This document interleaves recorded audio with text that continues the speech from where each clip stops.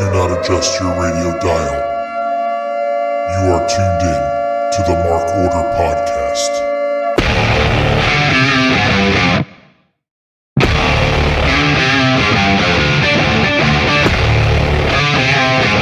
Join the Mark Order.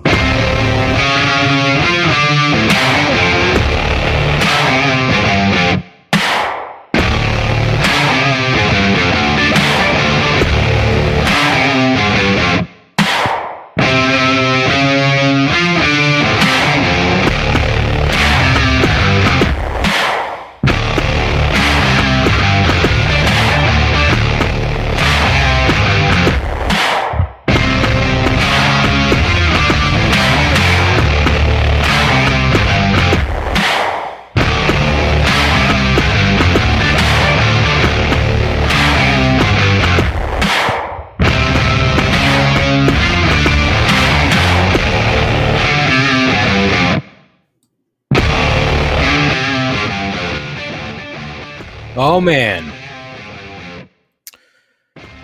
it is Wednesday night. You know what that means. It's time for the Mark Order Podcast here on the Shining Wizards Network. Right now, it's party of one here.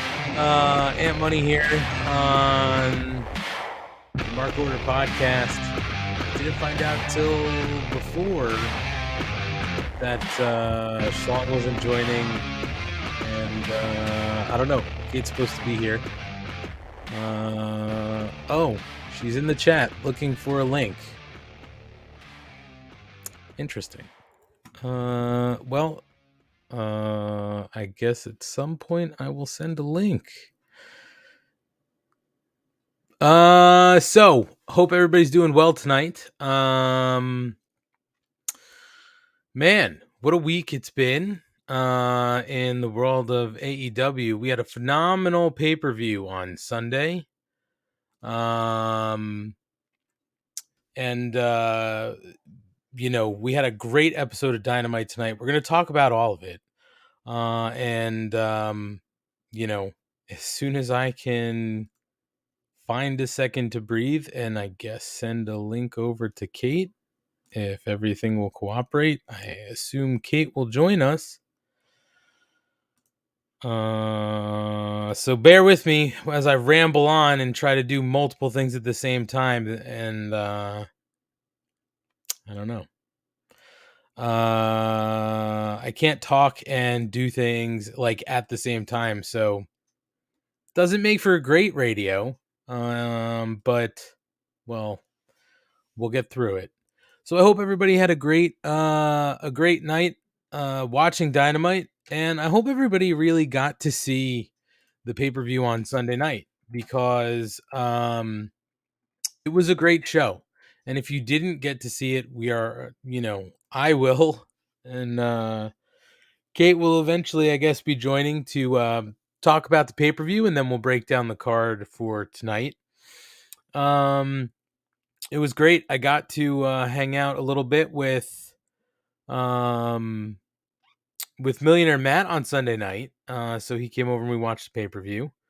It was also Mrs. Money's birthday yesterday, so we celebrated with my family and her family on Sunday before the pay-per-view. So it was a busy day, but it was a great day.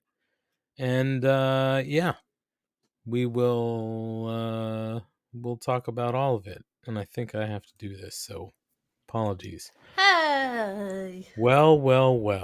Look who finally decides to show up. I was sitting at my computer. Why didn't you just log in?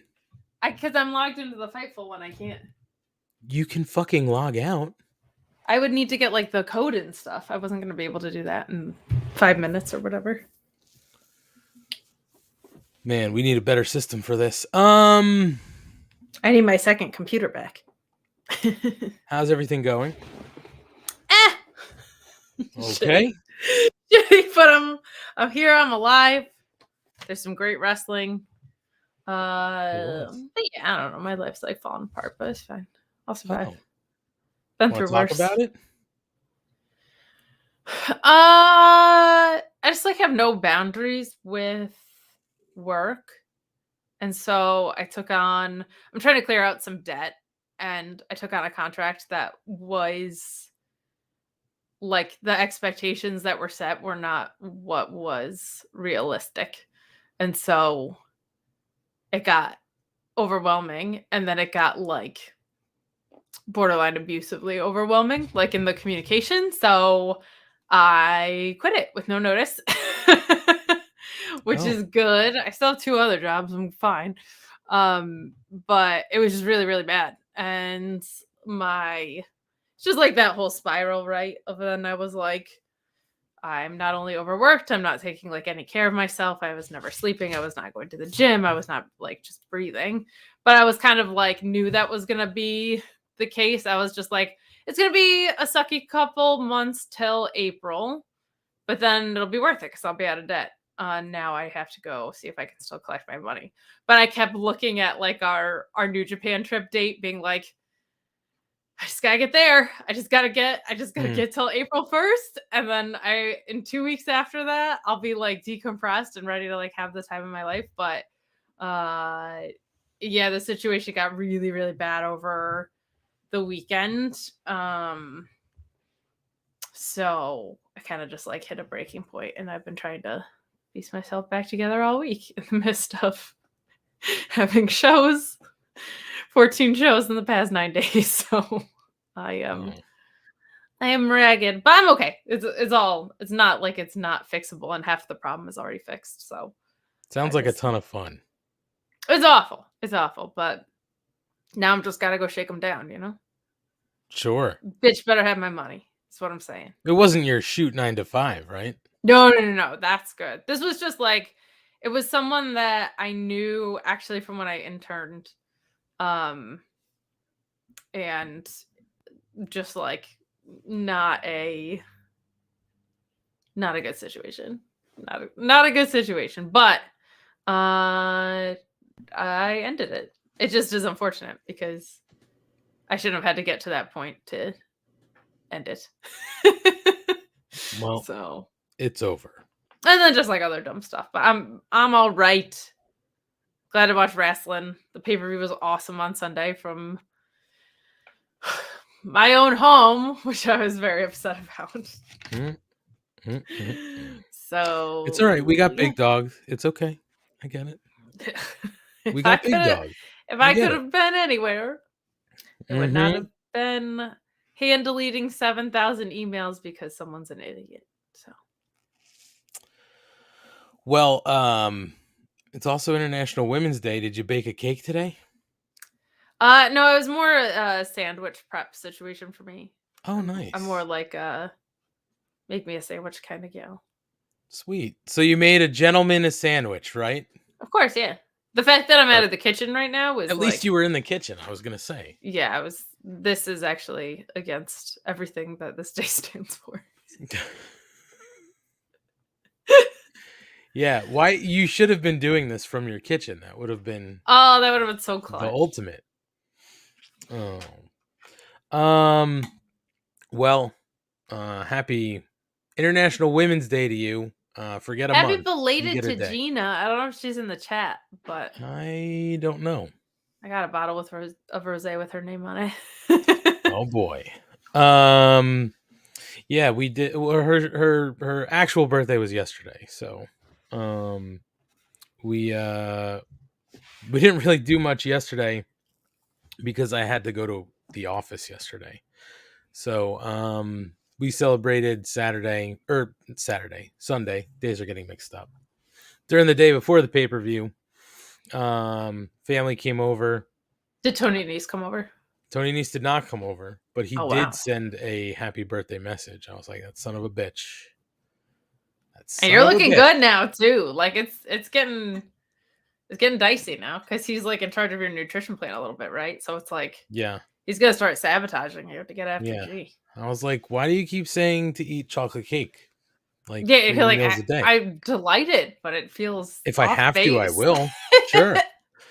So yeah, Sunday the fam came over, and we had some food, and some drinks and hung out. And we had store-bought cake Sunday. But so I'll say this. I like baking Okay. more than I like cooking, because the way that my brain works, I like following structure and order. And to me, cooking isn't really Mark that. order? Sort of. But cooking isn't really that, because they're like, use a dash of this or season to taste. I'm like, that doesn't fucking compute. Like, I Just give can't me measure a dash. Yeah. right. Just tell me a quarter of a teaspoon or whatever. And that's why I like baking, because it's like you have to use a cup of flour. If you don't use a cup of flour, you're fucked. You know what I mean? Like, or however much baking soda. Like, it's very structured, so I like it. And I would say over 10 years ago, Kate, I made a cheddar apple pie. So the apple pie had a homemade cheddar crust. What? Mrs. Money still asks me for that pie. Now, I didn't make that for her birthday, but she still asks me for that pie every now and again. And she said to me a couple weeks ago, I like when you bake, you never bake. You should maybe, Tony would bake maybe for me. make me a cake. Sure. And I was like, well, I thought you wanted like an ice cream cake or something. And she was like, just make something for me. And I said, okay, well, here you go. You have your choice. What kind of cake would you like? You want regular cake? You want ice cream cake? She said, I'd like an ice cream cake. I said, okay. Do you want ice cream cake, which is like, the classic 2 layers of ice cream with the crunch in the middle? Or do you want like the DQ style cake, which is ice cream on the bottom, real cake on the top? She said, I'd like ice cream on the bottom, cake on the top. So I said, okay. Kind of ice cream? Mint chocolate chip. What kind of cake? Chocolate. And said, how would you like me to ice this thing? Chocolate ganache. Beautiful. Elite combo. Right off the bat. It's a great combo. Classic. Nothing wrong with it. I believe at first, Kate, she thought I was going to do what most people do when they say, I'm going to make you an ice cream cake. I'm going to go buy the ice cream and put it in the mold and Right. make a cake. Nay, I say. I said, I am going to make the ice cream from scratch. Ooh. So we'll get there. So I had to, make a test batch at home, which turned out okay. And I don't have a churn. I don't have an ice cream churn, so I had to hand mix it, but it's not churned ice cream, so it tasted a little different as far as like the texture, but it worked. So the test batch was good. So I knew we're going in. We did the mint chocolate chip ice cream, looked like it came out fine. I did a scratch chocolate cake, nothing from the box. We did it all from scratch. And then I did the chocolate ganache from scratch. And the only part I was a little nervous about was the assembly, because I was like, I don't know how I'm getting this goddamn thing out of the mold, because I tried to put the ice cream in the mold with saran wrap, but when I put it in with the saran wrap so that I could pull it out, it wasn't heavy enough to stick to the edge of the pan. So it was like, it was going to be all misshapen. And I was like, well, then the layers aren't going to work and blah, blah, blah. So I did get it out in one piece, which was nice. I assembled it. Really no problem. Came out really nice. And that will be, Mrs. Money's listening, that will be the last time I bake for the next 10 years. You cashed in. That's it. No, Okay. Actually, it wasn't that bad. It really wasn't. Were you the recipient or the giver of a funfetti cake not long ago? Recipient? I was I feel like Baby A made you some funfetti. Yeah, I was the recipient. I was Very not nice. I did not make. This was the first thing I actually made, big project made from scratch in a long time. Respect. Yeah. What did Baby A get Mama for the birthday? So he got her a couple shirts. He got her, I don't know if you remember or know of, Kate, there was a show on Cartoon Network called Chowder. I which did not was know of Chowda. so Chowda was this like land where there was this like little kid character who was an apprentice like cook or chef, and it was just wacky and wild. It was sort of for kids, but like not 100% for kids. So he was able to find her a Chowda shirt, and he got that because the shirt she was looking for was not in the store, but then we found it and it wasn't maybe her size, so we got both shirts. The other shirt was it was a boy band, a fake boy band from the movie Turning Red, the Pixar movie. It was a Four Town shirt. Very nice. We're big fans of Four Town in this house. I heard Turning Red was great. I heard that It movie's like was legit. it was good. It resonated. Gina said it hits differently with the ladies because it was very much about the relationship between a mother and daughter. Oh, So, but I thought it was very good. It was very funny. you know what took me like by surprise? Do you remember Marcel the Shell? Did we talk about Marcel the Shell? We didn't talk about Marcel the Shell. I haven't watched it yet, but it is on one of the streamers that I have access to, so I will eventually see Marcel the Shell. It's like very good and way more heartstringsy than I thought it was going to be. Like I was expecting full silliness. Yeah. It's like I was like welling up for parts of it. I was very thrown off. But fantastic. But same deal. There's like a really nice like senior younger relationship navigation in it. Right. But really, really good. Really, really, really good. Did you see any other what is it? Everything Everywhere All at Once? That's another Oscar buzz movie. I did not, but I heard really good things, and I think my sister was saying that I should. I enjoyed it, and that's another one where I think it it did resonate with me. Like the message wasn't lost on me, but it was definitely about the relationship between mother and daughter. Aw. So it definitely hits a little different, I think, for the For the ladies. ladies here on International Women's Day. But the message overall wasn't lost on me. I actually really like that movie, and before I even knew it was really up for the Oscars, like we saw it months ago. Like it wasn't in theaters, but it was, what it was sort of like relatively new to streamers. So like Sure. it was like just hitting HBO or Showtime or whatever. It was very good. I thought it was very good. I really haven't seen anything else. I couldn't tell you what else is nominated. I haven't seen it. Yeah, I don't. Just The Whale. That's the only other thing I know that's Right. I guess Brendan Fraser. Of course.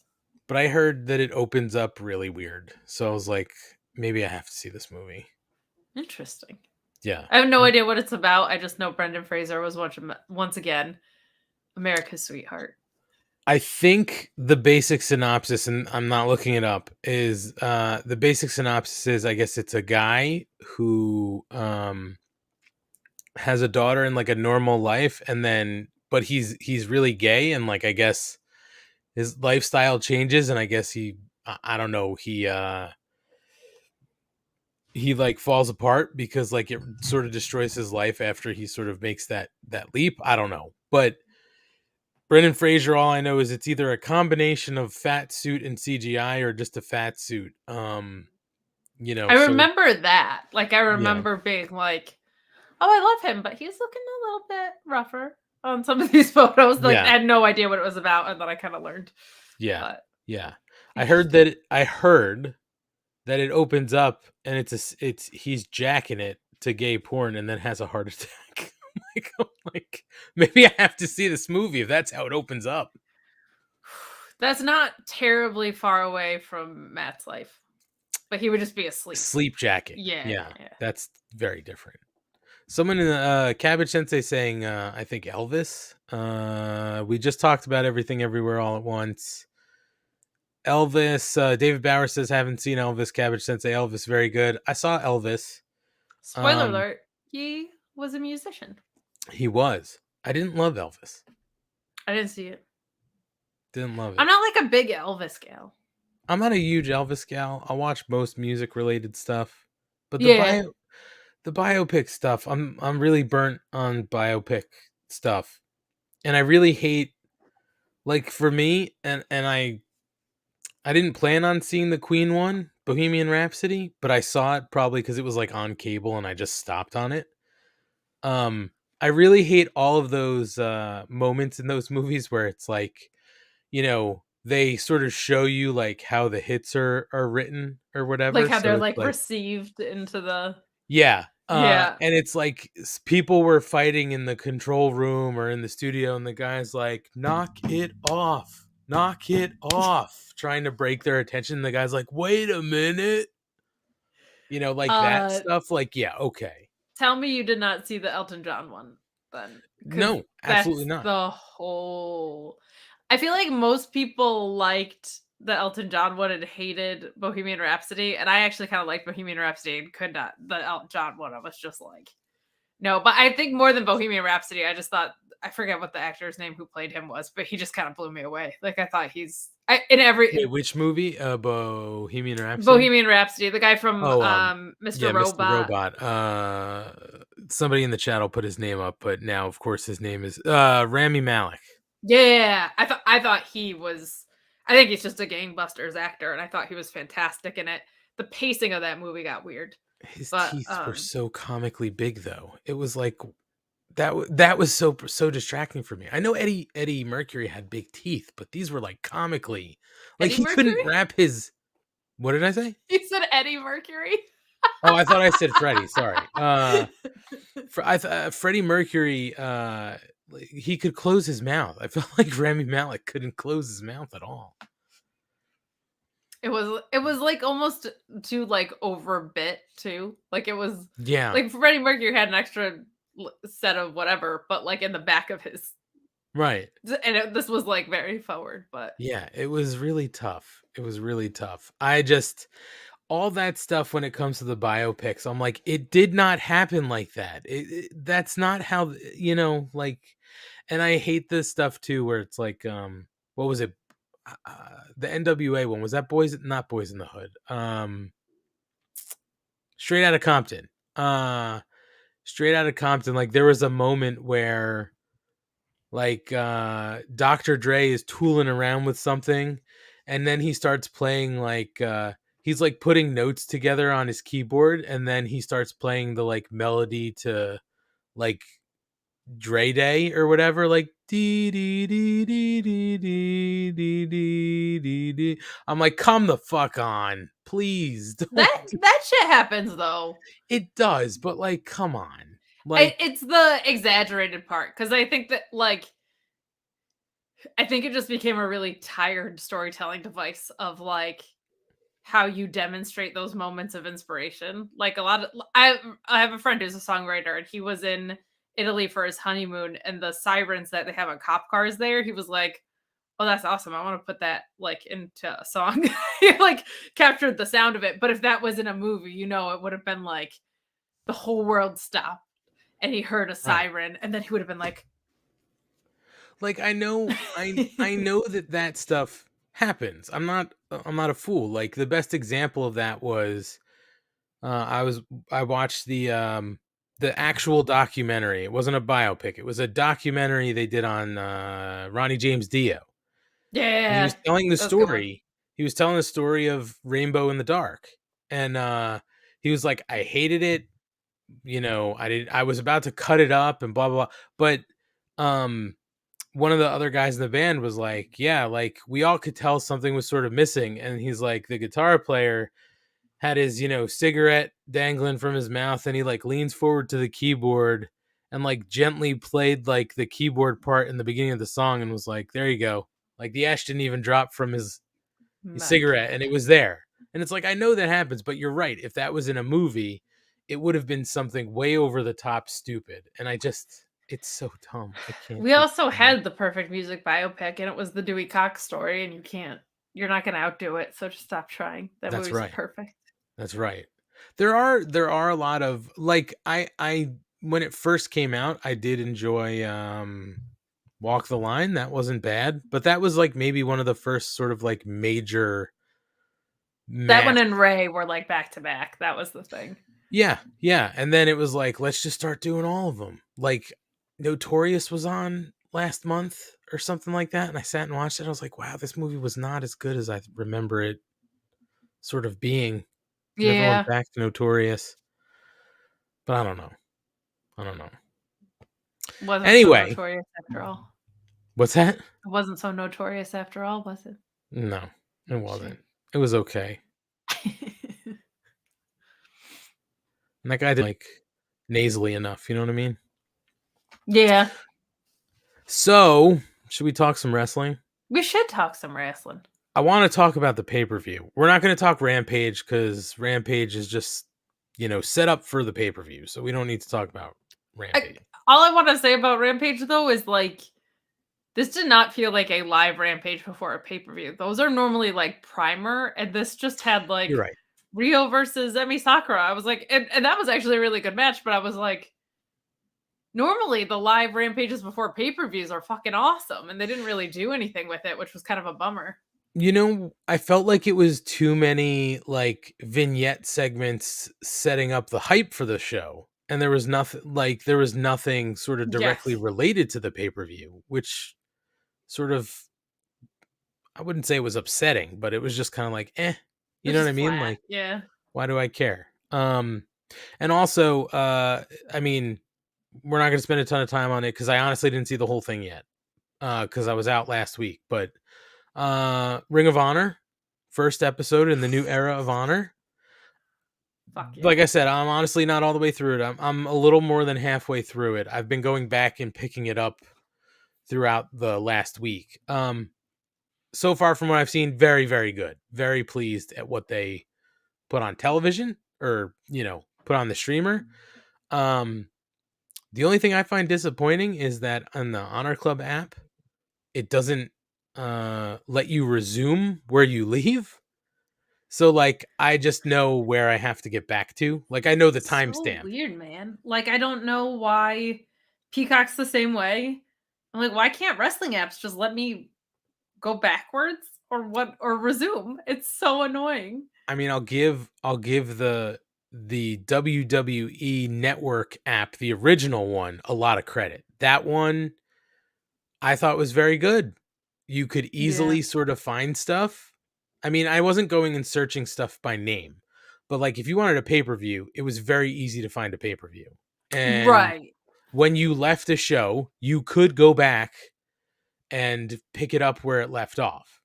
But I thought maybe I did something wrong the first time I went in the Honor Club app and opened the app, and then I went back to it like the next day and I was like, oh, maybe I didn't like do this the right way. Nope, I just can't pick it back up. So I The did. thing with the WWE Network was customer service was terrible, but it was an app designed to be for wrestling. Right. So it wasn't like absorbed into an infrastructure that's just supposed to be for like binge watching other shows or whatever. Right. But ROH, that first episode, I thought was gangbusters. Overall, just like I was so happy it didn't feel like AEW light or Right. diet version of it. Like it felt like Ring of Honor. And I couldn't believe how quick it moved because I saw like a 10 match card and I was like, Jesus. But I was like, oh, right, it's Ring of Honor. They don't do in-ring promo, dramatic, whatever. It was just like match, interview backstage, match, interview backstage. It moves so fast. And no commercial breaks because you're on a streamer. So right. And the really well paced. The in-between interviews, we might even see them pull back on some of that because this had to set up, it's the first episode. So you kind of have to set up these stories for the first couple weeks because we have to get to the pay-per-view, right? So like at some point they very well could pull back on the interviews and stuff like that. And who knows? I was very happy to hear Caprice and Ian Riccoboni back on the call. That's fantastic. They're both awesome. The match quality that I'm like an hour and 20 through the episode. So I got like 40 more minutes. Everything I've seen so far, the quality has been really good. At this point, I really sort of know the rest of what happens in the show and stuff like that. Did you see Takeshita Josh Woods yet? Fantastic. Fucking fantastic. And that came after great. Zack Sabre Jr., right? Or was that Yes, Sabre Jr.? I saw that. That was fantastic. And I love that belt with the 15-minute time limit. Like it's so perfect. Best. It's great. So yeah, and then Aussie Open said, hey, we'll wrestle next week, like, so I don't remember the last thing I was at. I didn't get to the Willow match yet, but I heard that was very good. And I heard the main event was also very good with Claudia. Main event and post was great. Yep. And Yeah, I know very about the post and Eddie and all that stuff. So it's like, I'll still say this. These fucking spoiler images on social. What the fuck are we doing? Just because, again, I'm not seeking it out. Just don't put it in front of me because you can't stop what's coming up in your feed. Like I'm intrigued to see if that lightens up after, because they taped so far ahead to Supercard. I wonder if they're gonna be like taping in batches, or if they're going to like, if that'll alleviate because you're not going to be taping 6 weeks ahead, 4 weeks ahead, right. or whatever. But I don't know how that's going to work. They're on the streaming service, so it's like they can kind of do whatever they want, which is good. Yeah. But yeah, there were a lot of people frustrated by it, but I just wonder what that's going to look like, and I also wonder if we're going to stay at 2 hours forever, or if they're going to Yeah. scale up or down. But it was a really fast flying 2 hours. Like, I had no complaints was. about it because it was just like, it's such a well-paced show. And you're right, Caprice and Ian, just my favorite duo. Though Taz was awesome tonight. Yes. Yeah, we'll jump to the pay-per-view into tonight. But yes, Ring of Honor very good. Looking forward to tomorrow's episode. I'll finish episode 1, and then we'll get to 2 next week, this week. But yeah, you mentioned Taz, and I wanted to say how good I thought Taz was on commentary during the pay-per-view. He's been very good on TV. And I thought the pay-per-view overall was this is not hyperbole, maybe a top 5 that they've put on so far in the history of this company. I thought yeah. if you could even maybe argue top 3. It was that good in my opinion. And I say we, but maybe not. I think you can always be skeptical about a 60-minute Iron Man match being your main event, not because of the guys who were involved in the match. I never doubted their work rate and the quality that they'd put out. What I was skeptical about was, can you keep everybody invested in this match? Because a 60-minute Iron Man match can get really stale and move really slow really quickly if you're not doing it right. We're not going to we won't jump right into that, but I was very, very pleased that didn't happen. And yeah, I thought this, no lie, Kate, I thought this card was structured perfectly. I thought the stories were told beautifully throughout the night. Even if it's like, we had talked about, like, okay, Jungle Boy, Christian Cage, like, let's wrap this shit up. Like, enough of this already. Great match. They wrapped it. They did it. And it was done perfectly. Like, regardless of whether you think that's how it should have gone down or not, doesn't matter. They put a fucking bow on it. And that's all we could have asked for. And the matches through the night, I thought, were fantastic with all the stipulations that were involved in the card. So overall, I thought this was a fucking great pay-per-view. I probably put this at number 4 all time. I would go all out when Danielson and Cole debuted, and Punk's in-ring debut, that Full Gear after. And I think the first Revolution, just because it was the first one, was like so, and you had like MJF versus Cody. I was just like so blown away by the product of that, but this is like right there. This was so good. I think what helped the Iron Man match too was, my whole thing was like, I love MJF's in-ring storytelling, and what Danielson did with Hangman I thought was unbelievable in their Iron Man match. So I was hopeful about the match. What I didn't trust was Tony Khan to properly pace a pay-per-view before that. And the flow of this, the less matches, it helped a lot, I think. And that this was set up for to feel like a main event and not feel like a chore by the time you got there, and then feel like uninteresting by the time you got halfway there. But this was really good because every match was different, and like every match, I don't normally like stipulations it like every match had a stipulation in it, Yep. which but it didn't feel gimmickly. Like they all served the stories that they were in. So Hmm. it just felt like good and different, which was really refreshing. So really well sequenced pay-per-view. The main event was just unbelievable. But yeah, to your point, we'll get there. And I want to call this out because I don't want to forget about it. Cabbage Sensei says the only change that he would make is that he would have put the comedy four-way before or after the death match. By comedy four-way, I'm assuming he means a tag match. Yeah. But I actually don't mind where it was, because the big pop you got from FTR coming out, I think, was fine, because you knew this 60-minute match was going to be a lot to get people involved in. So it was naturally going to come down and go back up, right? The tension naturally builds in that match. So I think it's okay to have the big pop for FTR and then have the crowd come down, because they're going to build themselves back up during that match. So I actually didn't have a problem with that. I liked the way they structured the card. I didn't know actually where they were going to sort of start, and I was perfectly fine with everything. So we don't have to talk about every single match, Kate. We'll run through the card and the results. I mean, at this point, most people know, but we'll cover it. And if you want to, whatever you want to say, just jump in and say it. But in the buy-in, we had Mark Briscoe and the Lucha Brothers defeat Ari Daivari and the Varsity Athletes. All I'm going to say is, for like a throwaway match, quote unquote, right?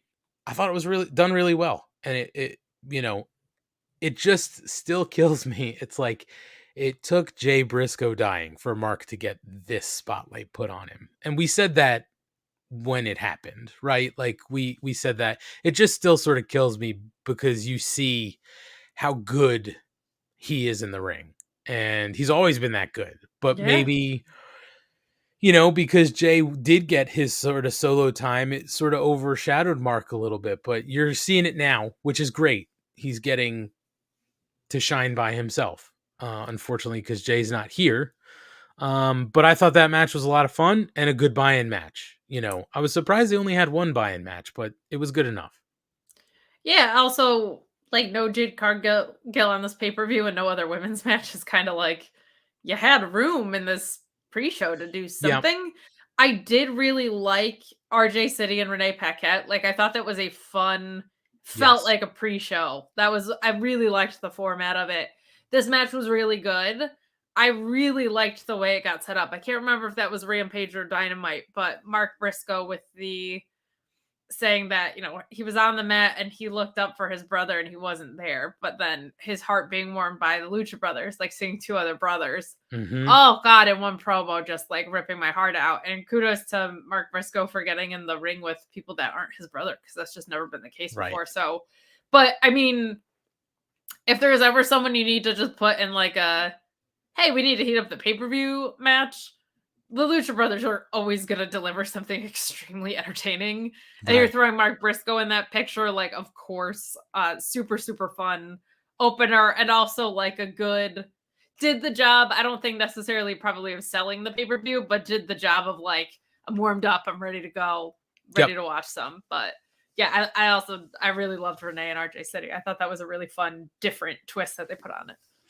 Yeah, and your point too about maybe having another women's match somewhere in here. I mean, again, I think we had talked about last week, was like, you had to sort of keep the main card of this pay-per-view somewhat limited, because you knew you had 60 minutes to close it out, right? So it's like, you can't cram a ton of stuff in, which is why I think they did the ladder match on TV, like normally that would have been during the pay-per-view. Sure. I do think they should have slid a women's match into the buy-in. I actually thought maybe that's where they'd put in like Britt Baker versus Toni Storm, because they were sort of brawling, on TV, prior to the pay-per-view, and we knew Britt wasn't on the card. So I was like, oh, maybe this is where they slide Britt in. I didn't think they were going to do anything with Jade, because they just don't know what's going on with Jade. I mean, we'll see next week. Well, I thought they might have with Jade just because of one, her matches are always super short, right? Like she could have just smushed someone. And two, Tony Khan said that the purpose of the buy-in match is to sell the pay-per-view. And if you're casual and you see Jade Cargill, you're like, holy Sure. shit. Yeah, I'm bought in on that person. So even just from the perspective of it would have only taken up 3 more minutes or whatever, I Right. thought they would have done that and you'd have both of your women's champions on the show. So was kind of weird that they didn't do that, but there's always going to be complaints I have about what they don't do, especially in the women's division. What they did do with a lot of this card was fantastic. Yeah. I mean, I agree. It's just, you know, I think that if you're going to do a buy-in show to sell the pay-per-view, you should do more than one match. But I wasn't disappointed, to your point, because of what they were doing with Renee and RJ City was very good. I thought it was just really well done. I also thought they might have done Stokely and Hook on them. I thought that would have been such like a yeah, fun... I forgot about that. You're right. Yeah, that would have been a great move, but this was perfectly fine. Perfectly fine. So we opened up the card with Ricky Starks versus Chris Jericho, and Starks wound up defeating Jericho, and now Starks is going to be moving on. We get a look at what Starks is gonna maybe be doing on Dynamite tonight, so we will definitely get there. A good match out of Starks. He gets his first pay-per-view win. You know, it opens the night, so a lot of eyeballs on him. I thought it was a good match, and it wrapped that story up. So clearly, like, Starks is moved on, and it's what we all wanted. So, you know, even if something happened where, you know, Jericho won, I think that would have wrapped the story. So, glad Jericho didn't win. And in the media scrum, you know, the nice thing, Kate, is we got sort of the post reasoning of like why Starks wanted this match, right? Like he said it in the scrum where it was like, I knew that if I defeated Jericho again, I put myself immediately into the picture for a potential title shot.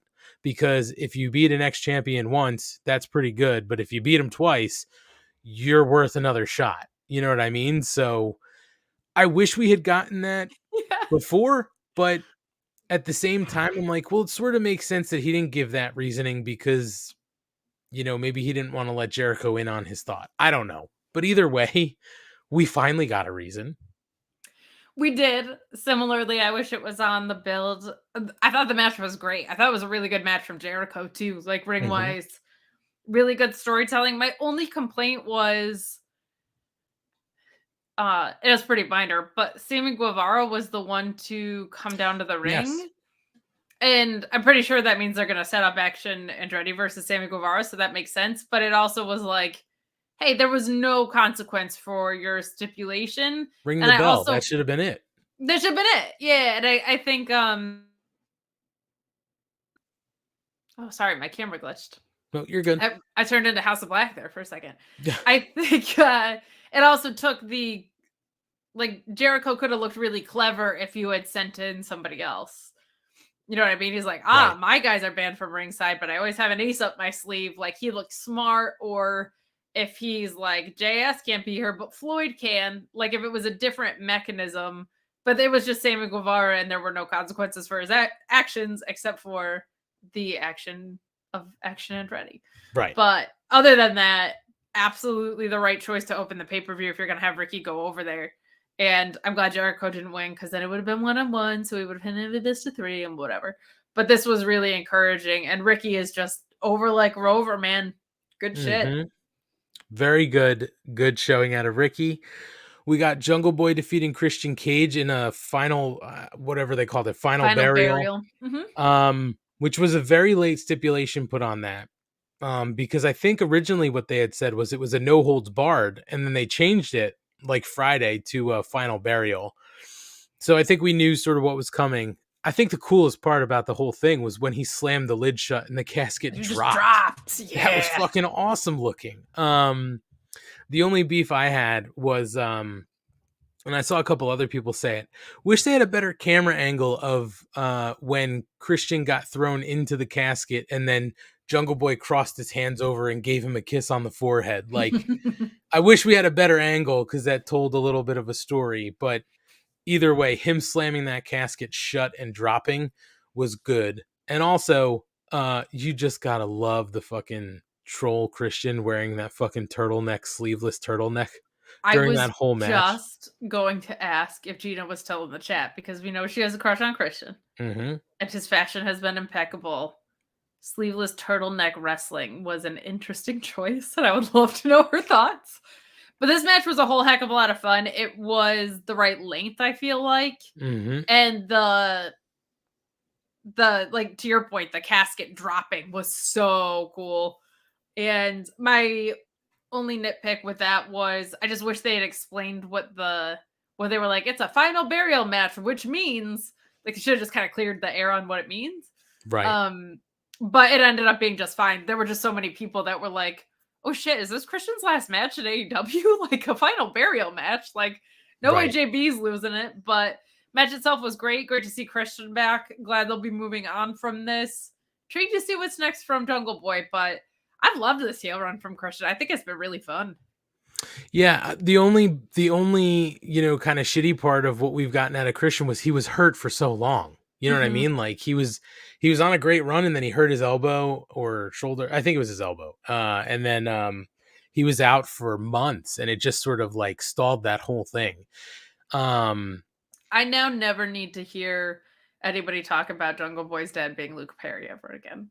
Very true. We got to find new material. Let's very move true. on. And I did love Christian too, like making eyes at Jungle Boy's family. Like his mom and his sister sitting ringside. Just fantastic. Great heel work.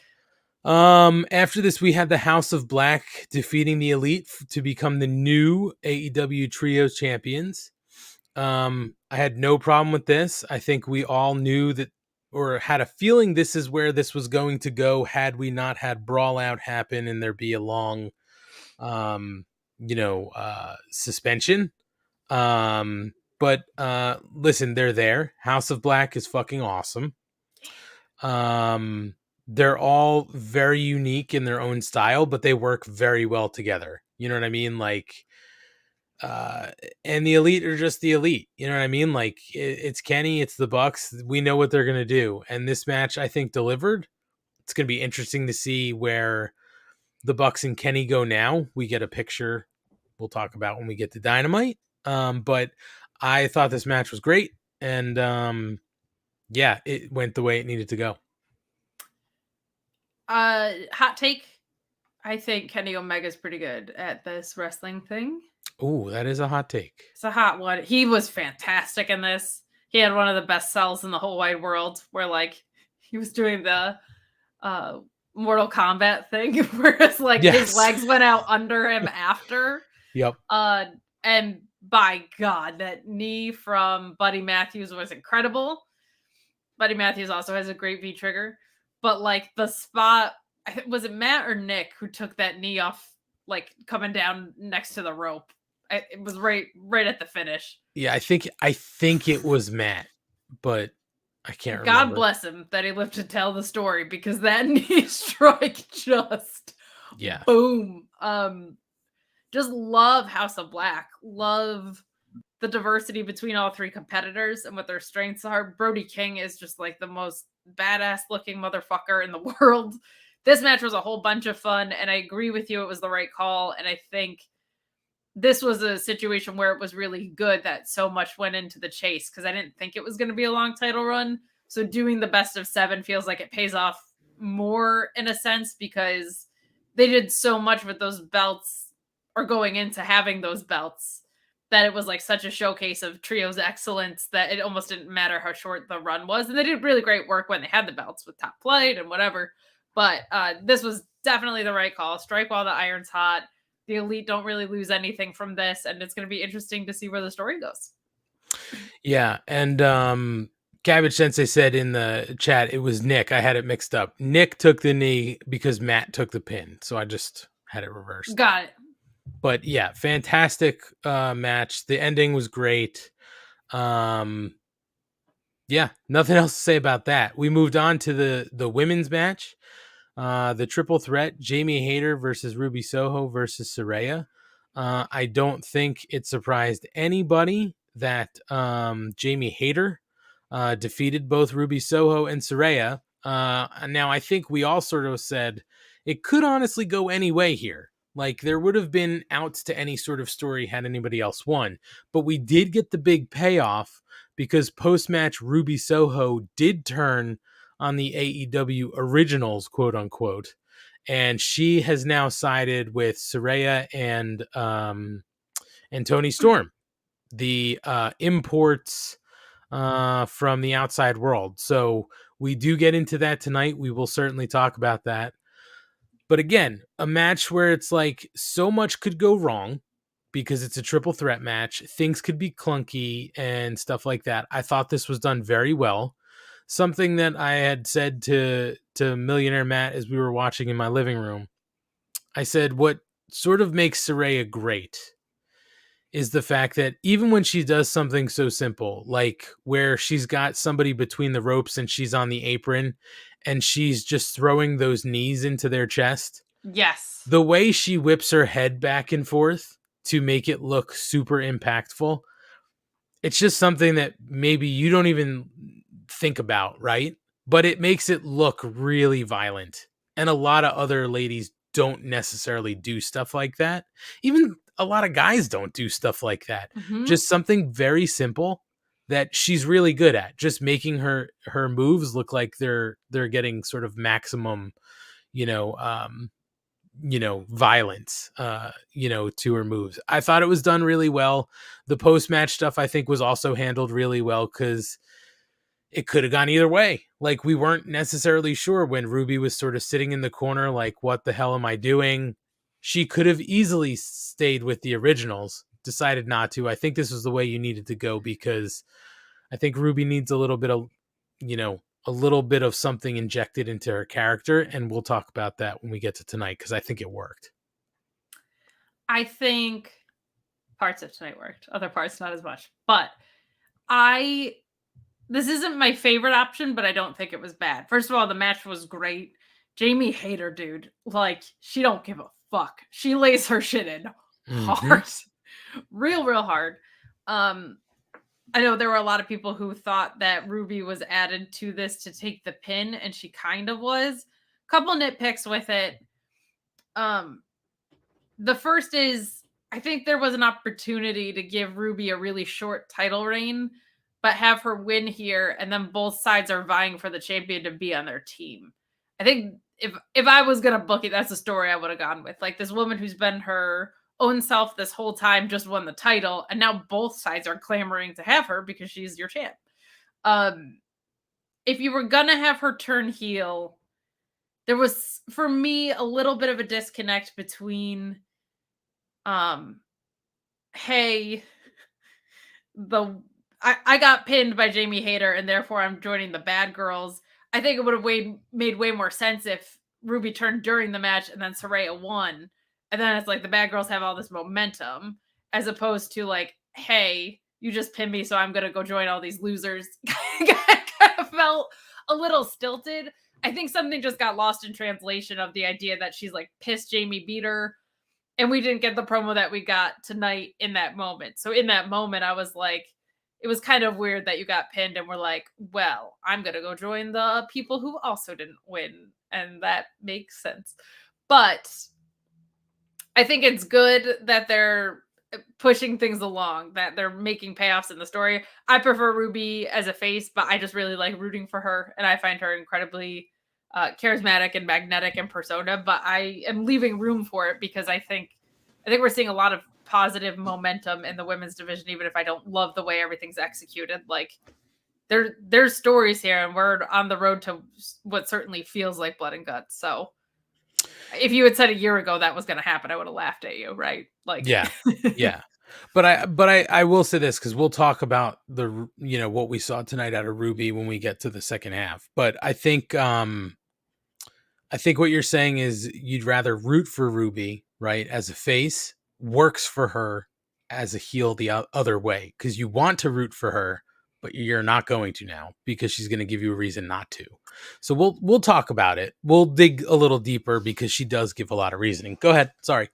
No, I just also think when she turned heel, I was like, I wonder if they're going to set up her and Statlander for something, either Jade's title right now or whatever. But the timing of it feels like they want to go back and tap on what they had, which I can't argue with at all. That was one of my favorite matches that they've ever done, and I would love to see them run it back.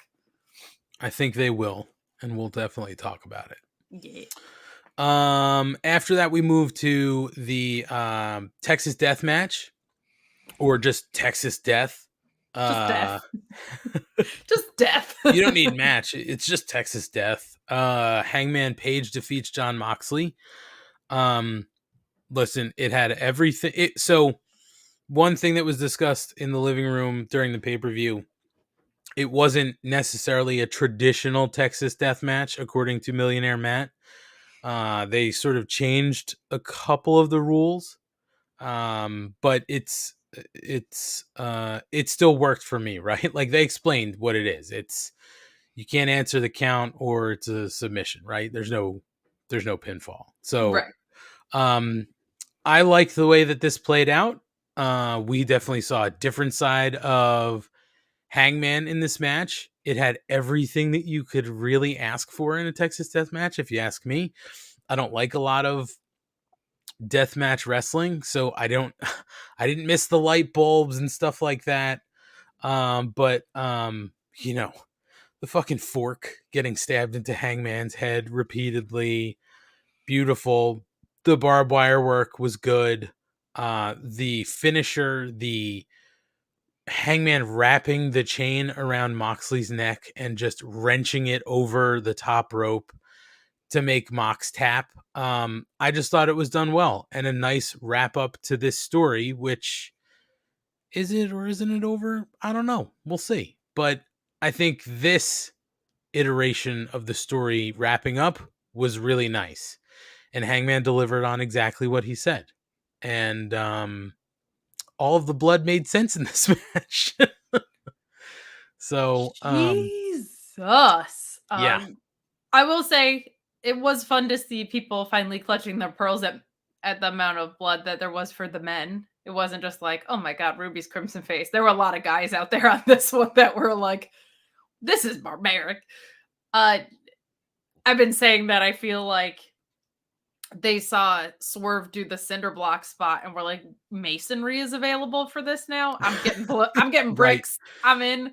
I don't know why it makes me cringe so much more when the bricks were vertical, but it just did. Yeah.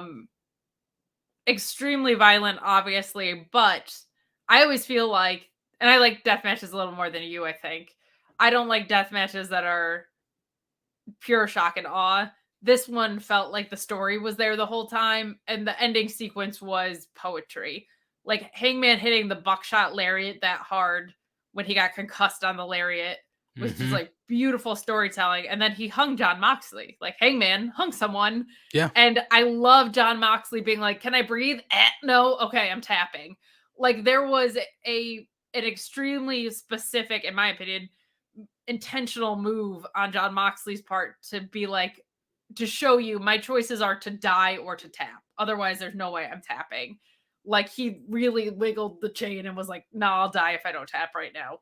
Right. Which I felt like that was just brilliant storytelling and really important because Jon Moxley doesn't tap out.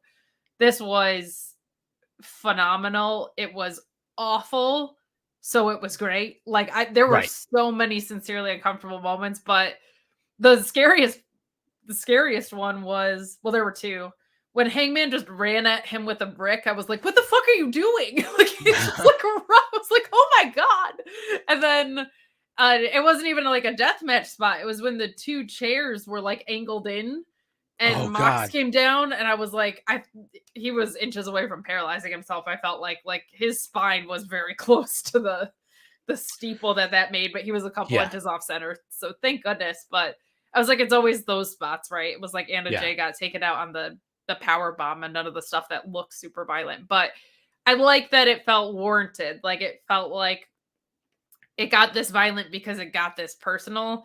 And Hangman going over is definitely the right call because it felt like his character needed something to prove. Like, they're both well positioned on the card, but his character needing to not let his anxiety, depression, other people get in the way or whatever. Like, this was a breakthrough moment for the character of Hangman. So loved this. This might have been my favorite story that we had built going into it, and I thought it paid off beautifully.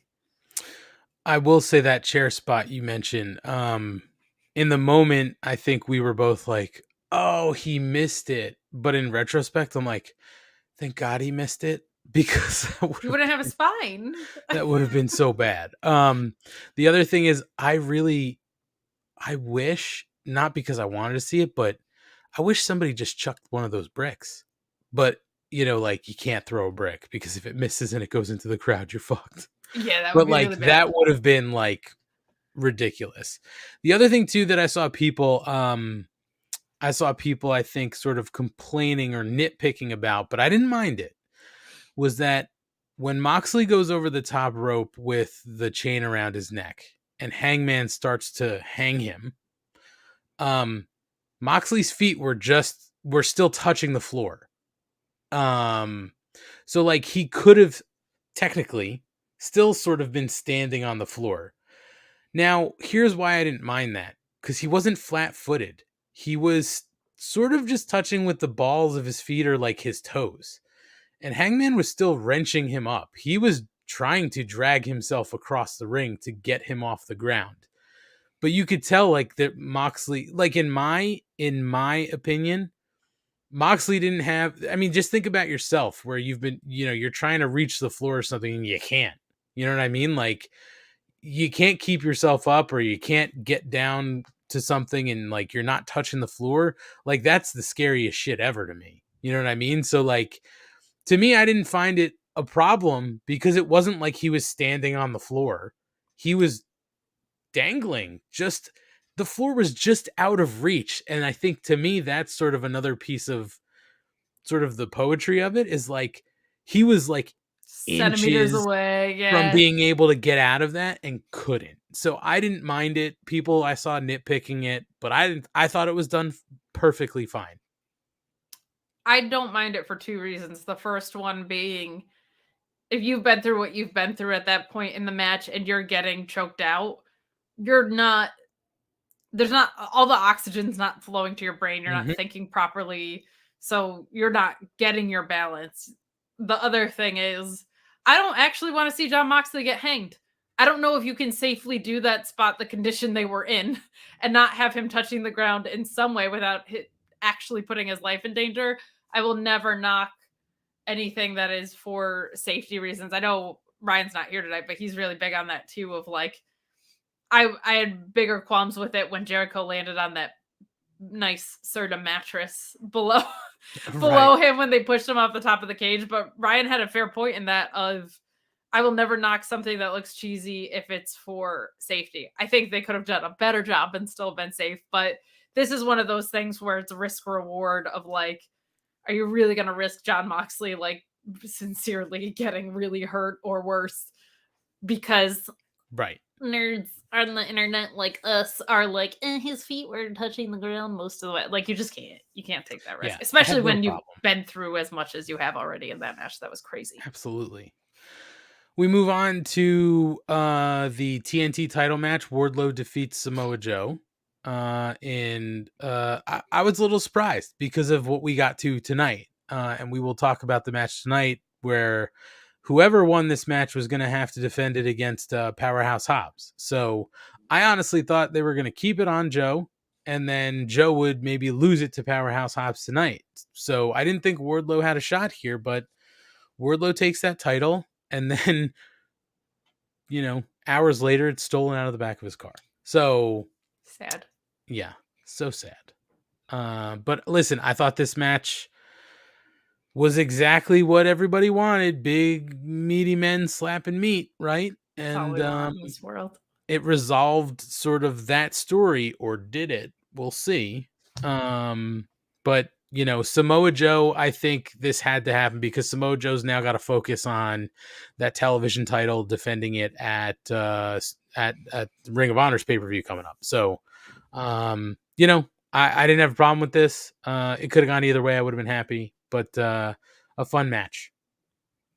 I love Wardlow. I fucking love Samoa Joe. Him doing the Powerbomb Symphony spot Yep. to heal the crowd. And they didn't react at first, and he was like, no, fuck you, I'm gonna get heat off this. Was Yes. so great. I thought I thought Joe was gonna retain. And then on the post show that I did the night of the pay-per-view, my co-host had said, like, oh, Joe's gonna cost Wardlow on Wednesday then. And they'll go over to ROH. The two of them will go over to ROH and fight for Joe's remaining title. And then Hobbs will go over, but this thing with Joe and Wardlow will continue. And I was like, oh, that makes perfect sense. And then we got what we got tonight instead, which was a choice. Sure. But the match in front of me that on Sunday was fantastic. Wardlow, there's things he should not be able to do at his size. Like, oh the yeah, top of the rope stuff is crazy to me. But God, I just fucking love Samoa Joe as a heel. So fun. It all And worked. him using Joe's move too to Of tap him course. out was great. Yeah. Or have him fall asleep rather. Yep, it was perfect. We go on to our 4-way match for the tag team championships. The Guns wind up defeating the Acclaimed and Jeff Jarrett and Jay Lethal and Orange Cassidy and Danhausen. And then the big news was that after the match, FTR comes out to basically, challenge the Guns. They basically make it known they're coming for those belts. I think everybody thought this was going to happen on Wednesday. This is the spot you want FTR to come back out into. And we know now why Orange Cassidy and Danhausen were put in that match, because Danhausen was 100% eating the pin. So, it's like, but it was, what was also nice is that Danhausen had a few moments to shine because he can wrestle, yes. I think people forget he can wrestle and he's pretty good at it. I think a lot of people, if you've only watched AEW and weren't that familiar with him before, you didn't know that because he's always doing silly stuff, but he can wrestle. This was dumb. This is the only thing on the pay-per-view I was like, I actively disliked it. I feel like there were two people that could actually really go, and Jay Lethal's all right. But I was like, if it's not Bones and Orange Cassidy, I'm not very interested right now. FTR coming back is great. I'm a little confused about why you didn't have them there Wednesday to sell the pay-per-view. I feel like their presence would make you buy. They're big enough in wrestling world that I think you could have sold tickets if people knew they were going to be there. But they don't like doing multi-man matches, so maybe they were doing FTR a favor in that sense. But this match was stupid. The post-match is great. Thank God FTR is back. I had heard the booking idea that they would bring back FTR heel and he would be like, what the fuck have you done with our tag team division since we've been gone? All of you are trash. What is this 4-pack? This is a disaster. But they came back super babyface. Great stuff tonight. Very glad they're back, but holy fuck, let's move on because that was dumb what they did for the past couple months. But I will say this. There were very nice moments in this match. It wasn't a fucking dumpster fire. The stories that they sort of weave together with the Guns and Jeff Jarrett and Jay Lethal having this sort of like partnership worked, and then that clearly broke down. Like they clearly turned on that. And I think that there were moments of this match that worked. The choices getting to this match, that they made in the booking were obviously questionable, but I think the final product we got sort of worked. Again, if it just was a complete shit show, it would have been just, what the fuck are we doing? It wasn't. It was a serviceable match, and I think it was the right place on the card because you went from something super heavy like Hangman, Adam Page, and Moxley into the Wardlow Samoa Joe, which was going to be a super heavy match, into something like this.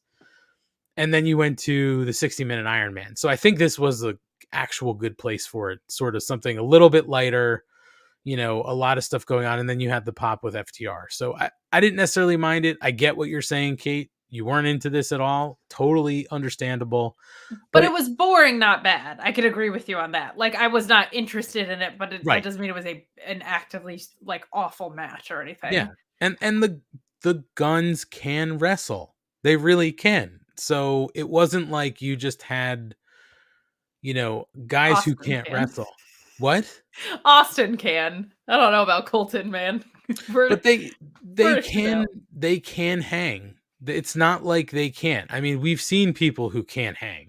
You know what I mean? Like, and they stayed in this match. Parker Bordeaux, for instance. Uh, Yes. Oof. Yowza. I also thought it was smart to have FTR come out here because, like, my heart wanted CMFTR, right? Mhm. But I don't know. I was like, he's injured, and if it happens, cool. But when it didn't happen in the trios match, I didn't think it was gonna happen. And then FTR coming back here made me be like, okay, Punk's definitely not showing up tonight because I don't think he's coming for the main title picture this early in MJF's reign. And FTR Right. just said, we're in the tag division, not the trios division. So to me, that was also like, for some people, like a good alleviating the balloon. There were definitely people that still thought CM Punk was coming out, but I think once we got to the main event that we'll talk about, nobody gave a shit about CM Punk for those 60 minutes. Not even No. me, the biggest Punk mark in the world. I didn't think about him once because that match was art. Yeah, I mean, the only match left on the card was MJF Bryan Danielson 60-minute Iron Man match. And we'll talk about you have to talk about the main match first because it did go the limit and it went 3-3. And some of the things I loved about this, but also sort of hated at the same time, and I'll tell you why. I loved the sequence, and they did a pretty good job at the start of this match, basically giving you the details, right? 60 minutes, as many pinfalls as you can get, no breaks between pinfalls. Love that. So yes, that was fantastic. And that is why I love the spot where MJF was down 1-0, and then he hits Danielson with the low blow. Danielson goes down, and he's able to pin him twice. Now, here's what we sort of got confused about on the couch in the living room is they put the graphic up and it said Danielson 0-2, right? Like, so Danielson, they gave an extra point to, and me and Millionaire Matt said, oh, they fucked up the graphic. They got to change the graphic. And then MJF gets his 2 pinfalls and it came up 2-2. And we were like, well, they still didn't fix the graphic. It took us a few minutes to realize, and that's when commentary sort of commented that what happened was that second Danielson, pinfall, quote unquote, was due to disqualification because of that low blow. So what I loved about it was the smarts of the heel to give one up to get two and even up Yes. the score. What needed to be done better, and it needs to with AEW. We're critical of them as much as we like the product at times. What they need to do better at all times, and this was definitely a time you need to be better, was commentary needs to be quicker with the explanation. Because even what Bryce Remsburg was doing in the ring with his hand signals made it seem like not a, he was signaling like 1-1-1-1. Like it wasn't clear that that's what had happened, was that it got awarded to Danielson. So commentary sort of was late to the party in explaining everything that happened because they were already 2-2 and into the next pinfall. You know what I mean? So that was my only beef with that. So I guess maybe let's just pause it there for a minute, Kate. Through the main 60 minutes, what did you think of that match?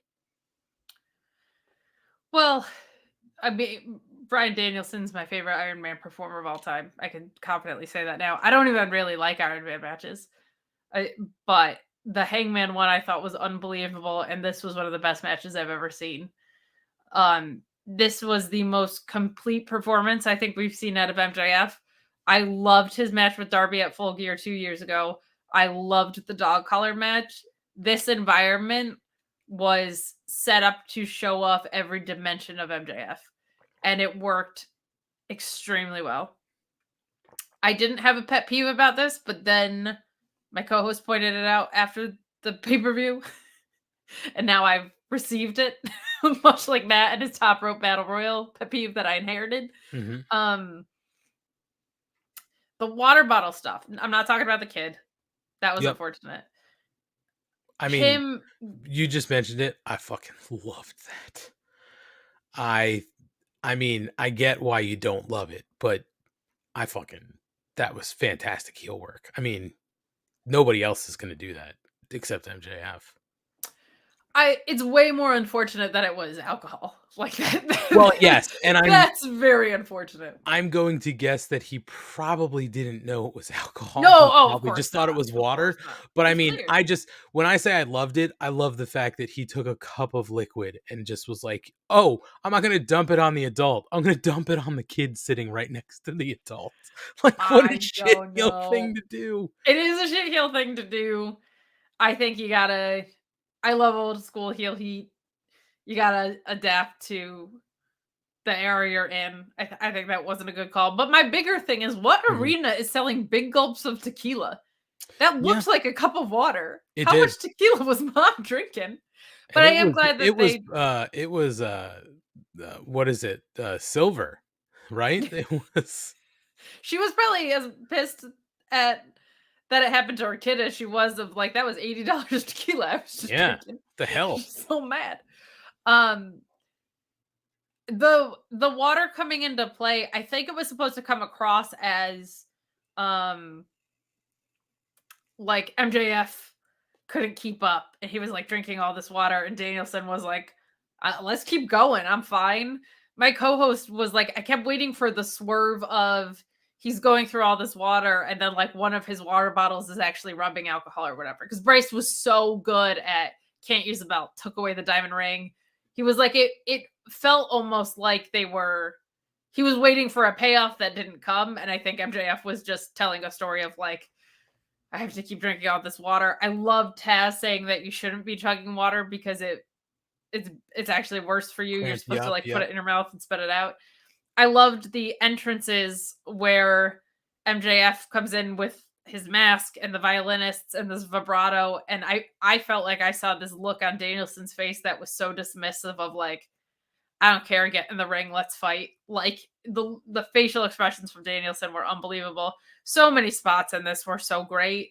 My thing with the no breaks, which I also loved, is while it's a chicken shit heel thing to capitalize the way MJF does, it's also a smart face thing to try and capitalize. And we didn't see Danielson do it, which I feel like he at least should have tried for because it's just smart. It's just using the rules to your advantage. It's not breaking them. Um, Bryce Remsburg was I feel like unbelievable in this match. Like to be that attentive of a referee for an hour and make everything work and make sense was great. And the way that he wouldn't let MJF cheat, I thought was really well done. It was not over the top for his position, but he was very much drawing a line of like, that's not how you're doing it. Loved the oxygen spot. Yep. Brilliant. So let's pause there because you're getting into the the next part because I do want to talk about all that stuff too. So just we'll pause there and then we'll let you continue. So just for those who don't know, 3-3 they called the match. They said it's a draw. MJF retains. And the crowd boos and then we hear Tony Schiavone talking in his mic. Yeah, okay, blah blah blah blah blah. And then he comes down to the ring and they say Tony Khan won't allow this. We're going to go to a sudden death overtime. Of course. So, that's when they had jumped in the ring. They were giving water and oxygen to both the competitors. And then it was Danielson kind of didn't need it. Like I right, loved that shit. right. And MJF is just sucking oxygen. And then when they say sudden death, MJF is going, no, no, no, no, no. Like, nope, it's over. They called it. It's over. So Because that's he what would I love. retain in that Right. situation. Right. And Made what I sense. loved was that's when he got desperate. He grabbed the belt, and that's when Remsburg said, "Nope, if you're not going to do it cuz you'll get disqualified, you'll lose this belt. That's a fall." So you could hear him saying, "Go ahead if you want to. Go ahead. Do it. You're going to lose. Go ahead." And he didn't do it. And then he sneaks the ring on his finger and he tries to sneak a win that way. Doesn't happen. What I loved then was the camera shot of MJF and you could see his hand up with the ring. And normally we say like, come on, how does the referee not see this? Well, what was so great was that camera angle, you just see Bryce Remsburg hands come in, grab the ring and take it off. Like it was perfect. Excellent. That was excellent. And then like you said, the oxygen tank was sitting there. MJF is able to use it. Now, what I liked was the fact that wasn't the pin. That like he didn't hit him with the tank and then pin him and that was the end of the match. He hit him with the tank and then put him in a submission, and Danielson fought out of it and then couldn't fight out of it and tapped. So it's sort of like I saw a lot of differing opinions. I saw a lot of people saying, man, what the fuck? He did it with the oxygen tank. And I saw a lot of people saying, dude, he tapped him with his own, submission. Like, good luck. Yeah, the oxygen tank got him into that position, but in my opinion, it's not the reason he won because Danielson was fighting out of it. It didn't put him down where I feel like in the past we might have seen a spot where he hits him with the tank, he rolls him over, pins him, that's the end, right? Not Bryan Danielson though, right? Like no. That's the story we're telling. And what I love about all of that is the fact that, and even the low blow that resulted in the disqualified pinfall and the 2 quick pins by MJF was the fact that MJF delivered on exactly what he said every single time. I'm going to cheat. I don't give a shit. I'm going to cheat and I'm going to win. And you can't do anything about it. And he did what he said. I fucking loved this. The only other beef I have for you, Kate, and we both sort of said it sitting in the living room, is when they started the match, they had the clock up and then they pulled the clock away and then they pulled it back in. Like it was something Matt said that made total sense and I agreed, is the clock naturally builds tension. So Yes. Even if you're not going to have it on the screen for us at home, it should be somewhere for the crowd to see. And from what we could see from the camera shots moving around, we didn't see a clock anywhere live in that arena. So it could have helped build that level of tension had they done that. Maybe if they do another one of these somewhere down the line, because I don't think they need to run 60-minute Iron Man matches every fucking pay-per-view. But if they decide a year and a half from now to do another one of these with somebody else, that should be something that they implement, either for us at home to have the clock or for people in the arena to have the clock. But that's a nitpick if you ask me. This match held up and it held my attention the whole time. Like, I didn't know which way this was going to go. I really didn't. I went into it being like, MJF's going to win, but there's a possibility Danielson might. And then in the match, there were a couple of hope spots that I really bit at. Really, really bit at. Loved in the initial match too, by the way, something I forgot. MJF being basically crying and Danielson laughing was unbelievable storytelling. Mm-hmm. In the second piece of the match, also loved this. Bryce Remsburg called the match. He did not look like a fucking idiot and say, it's a draw. What do I do? He said, this is the end of the match. Because it's 3-3 tie. This is the end of the match. And then Tony Khan delivered the edict. But he did not, it was not a, what do we do? He's a referee. He knows what the fuck happens in that situation. Really good shit. The oxygen mask, I think, or the oxygen tank, I thought was really well done. Bryce Remsburg couldn't see it. Danielson was going underneath to get MJF back into the ring, because if MJF is out of the ring, Danielson can't win the championship, right? So Bryce can't see it. MJF clocks him in the head. The ending I loved. The LeBell lock transition was perfect. One of the best LeBell lock transitions you'll ever see. Love Danielson not tapping the first time. MJF goes for it the second time, and Danielson taps. MJF clean beating Danielson doesn't work for me. Sorry.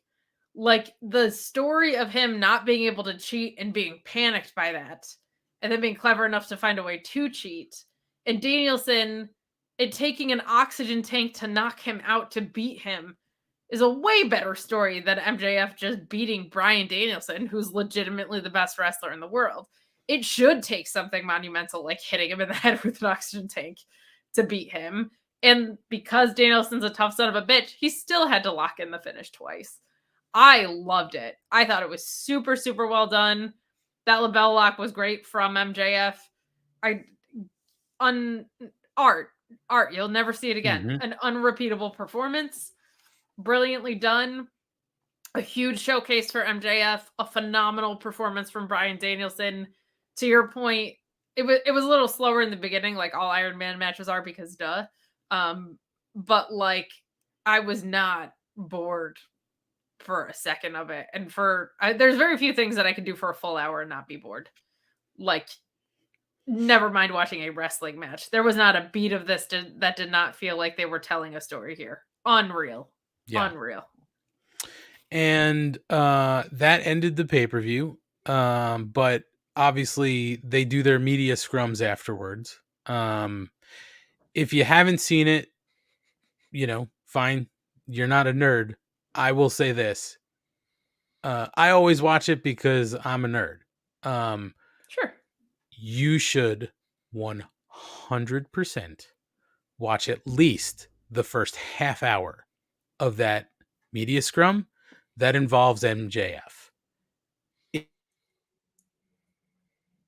It just shows you how great he is at fucking professional wrestling and living the fucking kayfabe, man. He came out with a crutch, with bandages.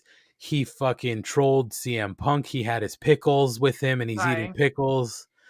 And the best on the microphone pickles. In that ring, even at press conferences. Yep. Scorpsing actually sincerely loved him explaining the knee thing. Because he's always selling the knee, and it's like, well, is that a nagging injury or not? And he explains back to his high school football days about his knee. Fucking great. Also showing up at the press conference injured with blood on your face. Like, he was trolling CM Punk super hard, which makes it to me, a very interesting absolutely possibility. Absolutely. And that's also where we he also, I'm not going to go through the whole thing, go watch it, but he did get asked about throwing at the time what everybody thought was water in the kid's face, and he said the kid looked thirsty.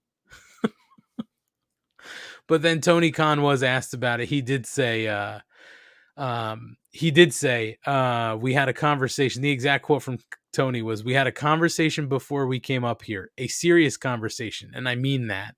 And it's not to be taken lightly. The young man Titus was a real pro about it. And we'll see Titus here again in AEW. I believe Titus is actually coming to Sacramento. But I was just with him, and he was a real champ about it. And the champion didn't act like a champion there, but I think Titus was great." So it clearly wasn't planned.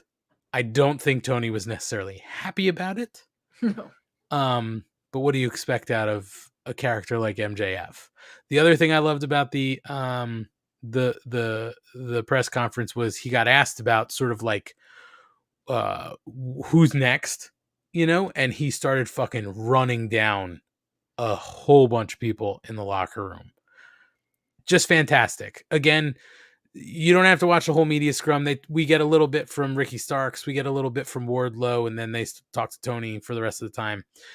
If you're going to watch anything with that media scrum, watch the portion with MJF from the start to the time that he leaves the stage, because it was all fucking gold from MJF. He's Kate, for my money, he's the fucking best one doing it out there today. He's up there.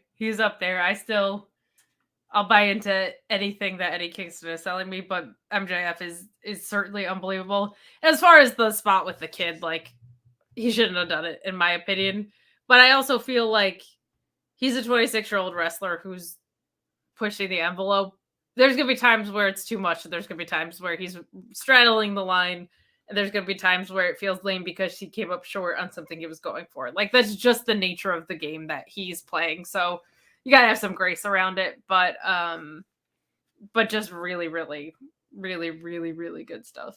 Really good stuff. So a fantastic pay-per-view. Kate, if you had to actually give it a letter grade, what would you give it? Probably an A-, just because I mean, that tag stuff could have ate shit. And I would have rather seen, I understand we got FTR, but I think you gotta have your TBS champion on there too. Like, that just feels like a miss. But I mean, everything that they gave me outside of the tag match was fantastic. I'd say A- because their A and A+ letters are very high. Yeah. It almost unrepeatable. Like, you brought Danielson and Cole in on one pay-per-view. You know what I mean? Like, that's this is gonna be tough. I mean, I'd give it the proper A because I didn't necessarily mind the tag stuff as much as you did. I just really thought everything they did made sense. It wasn't like anything that I saw was like, what the fuck are we doing? Or like, why Right. didn't we resolve this story? Like everything essentially was resolved that had led up to that point. So I thought it was excellent. If you haven't seen it, you can certainly buy the replay. We don't get anything for that. So it's just simply, if you like good wrestling, you should actually go watch this replay. I certainly plan to go back and watch the replay at some point to see that 60-minute again. It was that good. I honestly want to see it again. I was thinking about it today. I was like, maybe I'll watch it.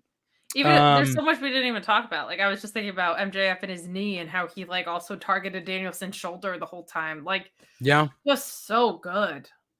Yeah, I mean the story the whole way through just made sense. Everything, the shoulder, obviously he was working on that the whole way going into the match. I mean it was perfect. So that's the pay-per-view. Tonight was the fallout on Dynamite. So what we're going to do, Kate, let's take a break so we can rehydrate, take a bathroom break, whatever. And then we're going to run through Dynamite because it was a pretty eventful episode of Dynamite. A couple of fun things that happened on the show. So why don't you sit back and listen to Kevin Rogue for 7 minutes. Kevin Rogue for 7 minutes. Now, hear about some of the other fine shows, including Kevin Rogue, that are part of the Shining Wizards Network, and we'll be right back to talk about Dynamite here on the Mark Order Podcast. I'd like to thank each and every one of you for tuning in every Monday night to listen to The Shining Wizards. If you'd like to continue to support us outside of listening, we've got a few ways for you to do that. If you shop at Amazon, go over to amazon.shiningwizards.com, do your shopping as usual, and when you make your purchase, a little bit of that purchase price will go back to support the show. If you like to wear t-shirts, merch.shiningwizards.com will take you to our Pro Wrestling Tees store, where we've got over a dozen great designs from over 11 years of professional wrestling podcasting.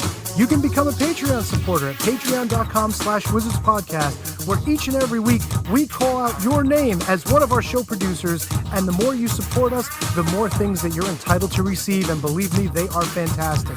If you can't support us monetarily, if you don't shop at Amazon, that's absolutely fine.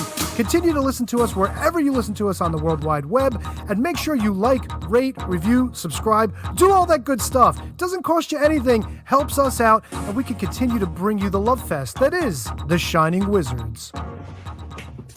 What's up, folks? It's your boy, the Impact Player, Mr. Philly Ray, inviting all of you to check out the Turnbuckle Throwbacks Wrestling Podcast.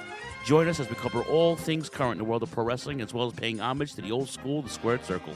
So listen in and find out why we are the recognized symbol of excellence in sports entertainment broadcasting. Find us on all social media platforms and anywhere you get your podcast from. And as always, we are the proudest members of the Shining Wizards Network and Rant Entertainment Media. Are you tired of being lied to every day by the mainstream media? Do you want to know what's really going on in the world? Do you want to make up your own mind about things and not be told what to think or say? Then listen to Inconclusive Breakdown, a weekly anti-PC look at the world of entertainment and current events, brought to you without censorship or filters. You can find us everywhere you listen to podcasts, BitChute, and on ShiningWizardsNetwork.com. And also, we're a proud member of the Shining Wizards Network. Got 30 minutes to kill? Come check out 30 Screams or Less, where we review a horror movie in 30 minutes or less. We cover new movies and old ones too. We'll give our honest thoughts on the movie, good or shit, as well as a rating of each one that we watch. New episodes weekly, available on the Shining Wizards Network and wherever you listen to your favorite podcasts. I'm Steve. And I'm Corey. Come check us out at 30 Screams or Less.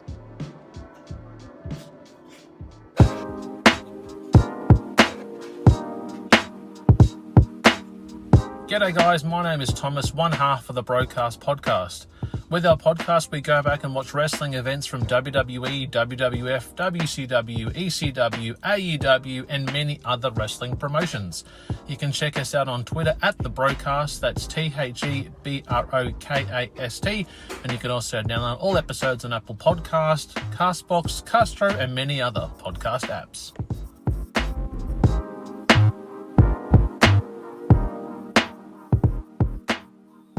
You like your music heavy? Then check out Radioactive Metal on the Shining Wizards Network.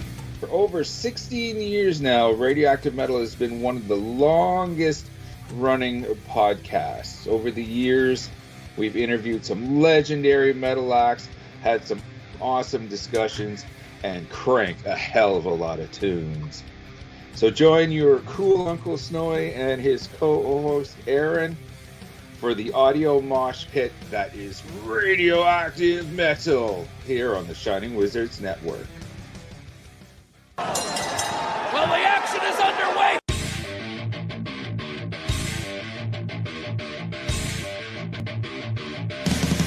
What's up, everyone? When on the Shining Wizards Network, be sure to check out Wrestling Night in Canada. If we're not recording another kick-ass podcast, or playing in punk bands, or recording kick-ass heavy metal albums, then we're sitting back, we're grabbing a couple brews, and going over everything to do in the world of pro wrestling. Because we're from Winnipeg, you idiots. The Mark Order Podcast is the only show you need if you're looking for dedicated coverage of everything AEW on the Shining Wizards Network. Join us live on YouTube every Wednesday night at 10:15 p.m. Eastern after Dynamite to chat along with the show. If you can't join us live, listen to us on your favorite podcast platform. Follow us on all social channels at MarkOrderPod and use the hashtag #JoinTheMarkOrder, because if you don't find us, we will find you. I'm Kevin Rowe. I'm Al Day. And we're a couple of down under pounders that co-host Rogue Day Dots, an action figure collecting podcast where we talk about, well, just about anything that tickles our fancy at any given moment. We're grumpy old men, and sometimes people get on our nerves. And when you get on our nerves, guess what? You get off the lawn. Get off my lawn, asshole! We also go on a little bit of a mission. We go back and we're grading every wrestling figure line that's out there. I'm talking LJNs. I'm talking Jacks. I'm talking Hasbros. Who doesn't like a little Hulkaplex? It's a Gorilla Brain Wrestling podcast production found on the Shining Wizards Network. I'm Duke Bags. Kevin Rowe. And together we are the co-hosts of Your Duke and Road. If you want to hear about some terrible wrestling shows, we got you covered. Well, we talk about good ones, too. We're currently talking about the death of WCW. I know what we're fucking talking about. Sometimes we get guest spots, like from the Taskmaster. I like to listen to the Your Duke and Rope podcast. They're funny guys.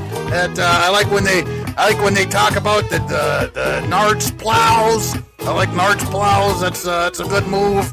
And I like the Dungeon of Doom. You know, sometimes I call my butt the Dungeon of Doom. Thanks, guys. Yeah, to Oklahoma. Let me tell you a little bit about my favorite wrestling podcast. All right. It's a podcast from two men, Duke Bags, Kevin Rowe. They talk about professional wrestling. It's a man's sport. All right? And who better to talk about a man's sport than Duke? Oklahoma. And once in a while, Vince Russo stops by. Oh, you piece of shit! If you're not listening to the Your Duke and Rope podcast in the back with the boys, you piece of shit, I don't know what you're doing. It's, you gotta slide one in there. If you're a man, you're talking about something only a man can do. You're talking about sliding one in there. Bro, take the time to slide one in there. All right, bro, you piece of shit. Slide one in there. A Gorilla Brain Wrestling podcast production that you can find on the Shining Wizards Network. Gorilla Brained is right. Let me tell you. Let me tell you, brother. I've got a gorilla brain right now. Oh boy. Man. Let's see. Before we move on and talk about Dynamite, we want to just remind people that you can support us a couple different ways. Certainly follow us on all of our socials at Mark Order Pod. And that's Twitter. it. That's the only way. No, Kate. No. You can show your support a few different ways, because if you follow us on our social, that is certainly helpful, and we appreciate that. But you can go in our bios to our link tree, and you can get some free stickers. If you click the button, all you have to do is give us your name, your full mailing address, the country you live in, and your email address, just in case I have questions about your address. And we will send you out some free Mark Order Podcast stickers. Kate, I sent some stickers to Texas. Ooh. And I have to send a couple stickers out to the land down under. Some Australia, mate. Was that our friends at the Broadcast? I'm not 100% sure. I don't remember the name. I don't know. I'll have to double check who sent it in. I don't know if they're still in there, but they were in here before. So if you're still in here and they're your stickers that we're sending, let us know. Yeah, so for some of those international mailings, I like going to the post office to make sure I've put enough postage on. Because one time I went in and I was like, yeah, this is going wherever it was. And they were like, yep, this is enough. And I was like, well, now I feel like a fucking idiot. But then another time I went in because I needed stamps anyway. And I was like, oh, does this have enough postage? They're like, no, not even close. I was like, okay, well. This is why we do these things. That's why I go into the post office and why my car gets hit when I go to the post office. No. I forgot you got punished for that. It's still not fixed. The fucking insurance is a fucking nightmare. So anyway, that's it. The only two ways to support us are stickers and social media. There's not a single other way that you can follow us or support us rather. So stickers, social media, and we'll move on with the show. Not a single thing that I can think of. Kate, I got news for you. What? If you've got some of your hard-earned dollars that you would like to send our way and show your support for the Mark Order Podcast, we have our store up at Pro Wrestling Tees. There is a link in our link tree, so you can get there directly from there, or you can go to prowrestlingtees.com/markorderpod, or if you just go to Pro Wrestling Tees and you're already in there, you can just search for Mark Order Podcast and it'll show up. And we have some nice shirts that you could get, a couple front prints, a couple double-sided for a couple bucks more. And you can show your support for the Mark Order Podcast at any time with one of our t-shirts. And we do thank anybody who takes the time and spends their money to support us by buying a t-shirt. I have to call some people still. We actually got some people ordered some shirts over the Merch Madness sale. All right. So I got to make some phone calls, but obviously Sunday was a busy day celebrating Mrs. Money and then having the pay-per-view, so I didn't have a chance to make some phone calls. So I gotta be honest. Yeah. I gotta get one of our shirts. Yeah, I don't have one either. I didn't know because you had our Christmas gifts. I was like, if he got us a shirt, I don't want to reorder the same shirt or anything. But you got us action figures, which is awesome. But now that I know that that's what it is, I will order one of our shirts. Well, I mean, honestly, Kate, just hold on it. We should have an internal discussion behind closed doors because we should probably do a bulk order and then we can just get our shirts that way. You know. I agree. Good thinking. So with all the business taken care of for the moment, why don't we talk about the fallout from Revolution on Dynamite? It had a lot to promise after such a great pay-per-view. And we had a match start off the card tonight that was for the All-Atlantic Championship, which we got some news on the All-Atlantic Championship later in the night we'll talk about. But it was Jay Lethal versus Orange Cassidy.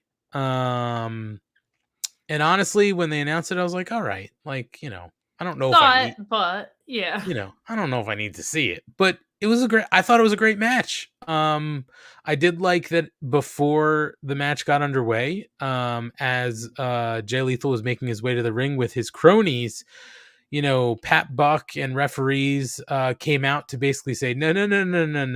Jeff Jarrett, Sanjay Dutt, Satnam Singh, you're going to the back. So it was an even match. No outside interference during the match. Cutting to the end here, Kate, Orange Cassidy does win by pinfall with the Orange Punch to retain the championship. Jay Lethal had gone for a lethal injection, but his arm gave out, so Orange Cassidy was able to connect with the orange punch. Lethal was clearly distraught after the match, so he went for Paul Walter Hauser's Golden Globe, but the referee was able to stop him. It was Bryce Remsburg again. Bryce Remsburg on top of his shit lately. The reliable referee of AEW. That's for sure. right. Him and Aubrey. He is our guiding light in AEW for referees who know their shit. So he was able to actually get it off of or see it happening and sort of send Lethal up the ramp. But what he didn't see, what nobody could see coming, was Jeff Jarrett sneaking in the back of the ring. And he's able to get behind Orange Cassidy. He does El Kabong him in the injured knee. And that basically, ends that segment. And we move on. So, again, Kate, sort of like a late, add to the card. Something where it was like, okay, cool. Like, I don't know, whatever. But I was very entertained at this opener.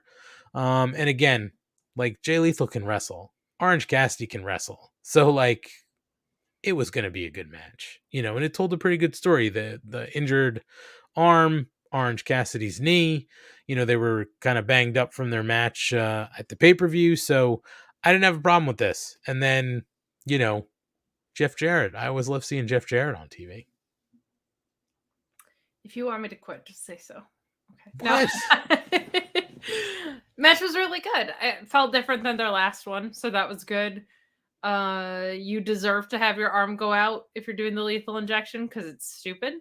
There's no need to do a handspring into a cutter. That's dumb. It's categorically dumb. It's a bad finisher. So good. I'm glad your arm went out. It's karma for doing something stupid. I loved the promo before this. I might have just been for social media, but Orange Cassidy goes, "My backpack feels the same." Yes. Yeah, I think that was just on social. It was so serious about it. My backpack feels the same. And then he did I can't remember the rest of it, but it was a pretty good promo. I can't believe we're gonna get I can believe, but I'm just like, can't believe how much oxygen Jeff Jarrett takes up on my television every week. Just from the perspective of anybody of his age taking up this much energy in wrestling is a little much. But this was a really good match. Trying to kind of see what the end game is for this Orange Cassidy reign. It's been really good, but I think it's time to probably wind it down and have it move on. I'm sure with the big, very chaotic announcement that we got later. Yes, we will talk about that. Not dismissing the cocaine rumors. That did not feel like a cohesive moment in life. But yeah, I also think the Golden Globe thing is stupid. Let it go at this point. And I do think Jay Lethal should carry around a ukulele. Wouldn't it be so good? That would be fun. That would be fun. Yes, a big guitar and a little ukulele. Yeah. And then he hit someone with it, and they're just kind of like, ping. Yeah. All right. That would be fun.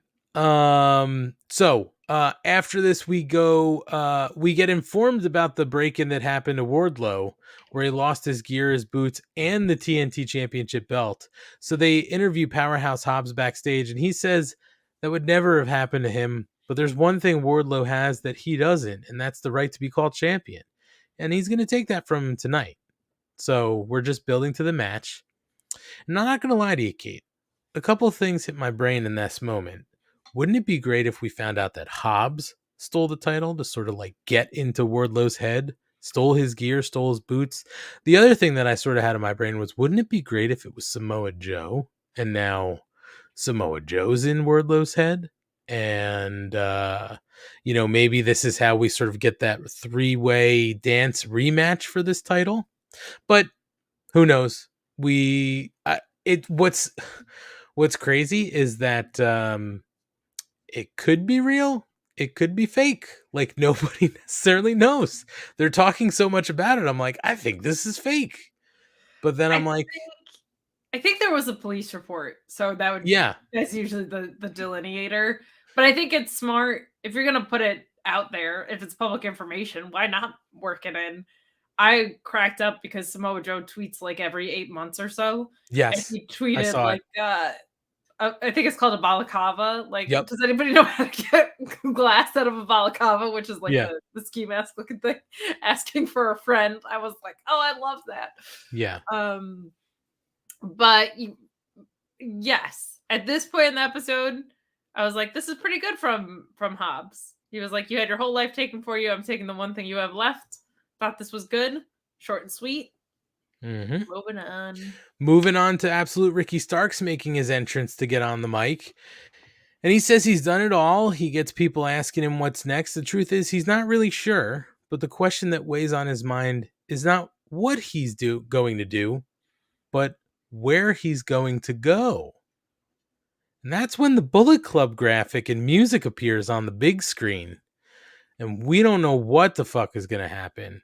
And then Juice Robinson attacks Starks from behind to lay him out.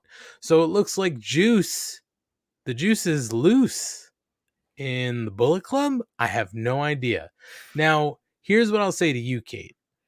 I literally jumped out of my chair because I was like, oh my God, like this could be huge. Now, I'm not going to lie, having it be Juice, little bit of a letdown. But what I'll say is this. After that moment, what hit me was, this is actually a good thing for me, because I think it opens the door, right? The forbidden door, quote unquote, to other people related to the Bullet Club being able to come in and work, or for Ricky Starks to go over and do some New Japan work. So listen, the big thing that's sort of out there that hasn't been said definitively is like, what about Forbidden Door 2? Right. So it's like, are we doing something with that? Are we not? Are we expecting somebody with Bullet Club ties to sort of come over and get involved, beyond Juice? I don't know. But, it's sort of an exciting prospect to see this flash up and have all of these things run through your brain, because they can go 1,000 different ways now. I thought, even outside of the Bullet Club graphic, I thought this was a very fun playbook that we don't see a lot from Tony Khan as far as setting up a match. Like this kind of, it didn't feel like distraction. Oh my God, his entrance music hit. Like it felt like oh, what the hell? And then he turns around and Juice was right there. Like it was very well executed. And I feel like Tony Khan doesn't do it a lot. So I liked that a lot. Finn. I'm thinking Finn Juice. Juice Robinson has been great and kind of sleeper great. Like he's put on a couple of really, really good matches since he's been in AEW. He just hasn't had like a cohesive storyline. So I'm excited to see it. I think him and Ricky will have really good chemistry just based on stylistic matchup. Now, it is very interesting because Jay White has not... We saw his Loser Leaves New Japan match with Eddie, which was a fucking great match. And then there's been no official declaration of where Jay White's going to go other than to Atlantic City and make Matt melt, and turn into a puddle. The same day it was announced his contract was up, it was the Saudi Arabia rumor broke. And I think that makes you pause, and whether they're leaning into something or they're setting up for Forbidden Door 2. I think that's pretty fun because that's kind of fun with the Bullet Club. It's a pretty sprawling group, and the members are changing. Like it's a fun legacy that they have in wrestling. So it could go a bunch of different directions, and I don't think this is like the same as like a Mercedes felt to me, where it was like a bait and switch. This just feels like that's a possibility, and then there's like 8 other possibilities, right? So I dig it. I thought it was great and a fun way to set something up. And the other thing too to mention, because you brought up the Switchblade, as you said, nothing has been out there. There's a lot of rumor, as our pal Conrad says, a lot of rumor and innuendo out there. There's a lot of people who think he is going to go to the E. And if that's going to happen, it's surely going to happen around WrestleMania and not before. You know what I mean? So like, I don't think we're going to get anything definitive until sort of like WrestleMania weekend. Yeah, probably Raw after Mania would be my guess. Right. And if he's going to show up, he's in the E especially, there's a couple ways they could go. He could do something with Cody, but they'd have to moon shoot him. You know what I mean? And I don't know if they think he's worthy of being shot to the moon that quick. He could do something with the Prince because there's that lineage, of the Bullet Club. If he doesn't go to the E and he goes to AEW, I still think that they sort of would wait until that week to sort of reveal something in AEW because it would dominate a headline. You know what I mean? It would take some of the juice, no pun intended, out of that news cycle. But it's fun because you don't know, right? And like you said, with the way Bullet Club runs and the way that it's sort of spread out among different places, yes, Juice is there. Rock Hard is a member of the club, and so are many others who we've seen cross through the door of AEW and who are with Impact, and Forbidden Door is not off the table. And don't forget too, Ring of Honor has some sort of working relationship with New Japan. So, and also who else is back? Yeah. So Jesse Ozog asked in the chat, and I just want to be able to catch Jesse up to speed there, that if you're not familiar with New Japan, the Bucks Elite Bullet Club and Cody, there was them and Adam Cole was as well. So yes, that was I was actually at the Hammerstein show the night that they super kicked Adam Cole out of the club, and they brought he who shall not be named, Marty Scurll, into the club. I mean, you named him, but well, could have been Voldemort. It's true. That's the only thing I know about Harry Potter, by the way, and it's really because of the fucking Office. So yeah, I am excited to see where this goes, but I'm with you. Starks and Juice should put on some banger matches if they have multiple. And I would assume that they're headed for a program. So that looks like it's going to be fun. Hell yeah. Back from commercial, we see Wardlow, who is in a borrowed FTR shirt. He says since he doesn't have his own gear, he wants the match. He wants the match to be sort of special. He wants a false count anywhere, anything goes sort of match tonight. He's the champ, and no man on earth will take that from him. So I did love that he was like, I got some buddies who lent me some clothes. So he was in that 7-star FTR shirt. But I also like that they added that stipulation, right? It adds to sort of the heat behind the story. They do have that history, right, of that 3-way match and sort of Hobbs getting involved and costing, the title for Wardlow. So I think it was a good way to add a little bit of heat to this match and get people a little more involved. Also, just to bring in that realism of what happened, the car being broke into the show. So I didn't have a problem with this. Just again, building to the main event for tonight. Yeah, this was really good. A friend let me borrow the shirt, and it being the rest of the Pinnacle guys was it being FTR was really fun, especially because they're both on the face side of things now. So right, super fun, and just loved the rest of that promo was pretty good. Wardlow's getting like more and more comfortable speaking, and he's getting more broken in. He was just standing in the background for so long. It's so funny to think that most of his career he didn't speak until like the past year or so. Right. He was just a heater. Yeah, I mean, literally just standing there making facial expressions aside Jake Hager, like for so much of his career.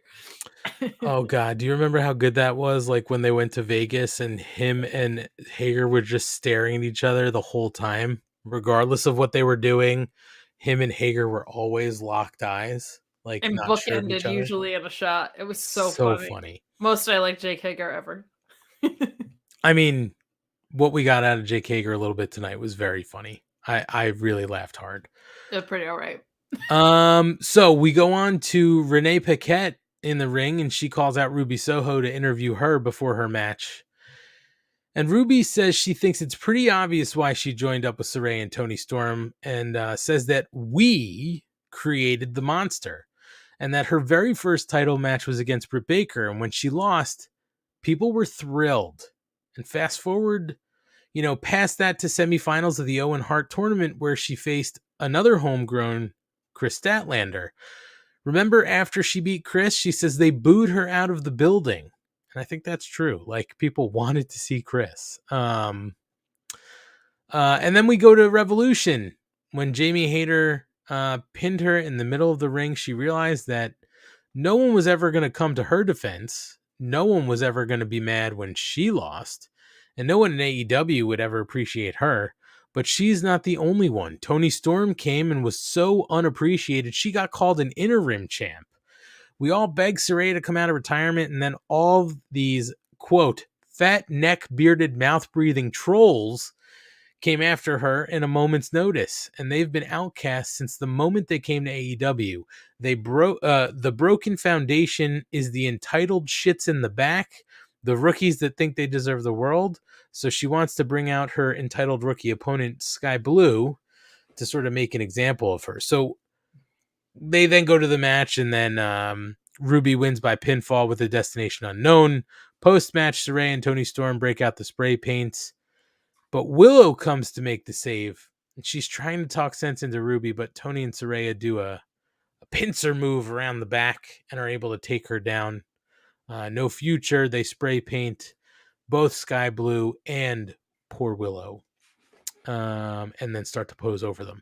So a couple things here, Kate. I did like the promo out of Ruby, and she did get the reaction that you want, right? She got booed. She called the crowd, fat neck bearded mouth breathers, which drew the ire. Everything you want to see out of somebody who just turned heel, and you want people to believe they're a heel. So I didn't have any problem with that. And I did sort of like how she pulled in the fact that, hey, Toni came in and got nothing from these fans, and she's fucking great. And Saraya came and automatically, like, people were pissed. Like, that stuff made sense. I also like during the match, as it was getting started, that commentary sort of said, there's a little revisionist history going on here, because she was supported in the back. Like, I really liked that. And then we got exactly what we thought out of the match. The post-match stuff, for me, Willow makes total sense. They were a team for a while. So this all worked for me. For me, I think this is why I am okay with Ruby being a heel. As long as she's not the heel we saw in the E, where she was this not cult leader, but like gang leader that really wasn't working.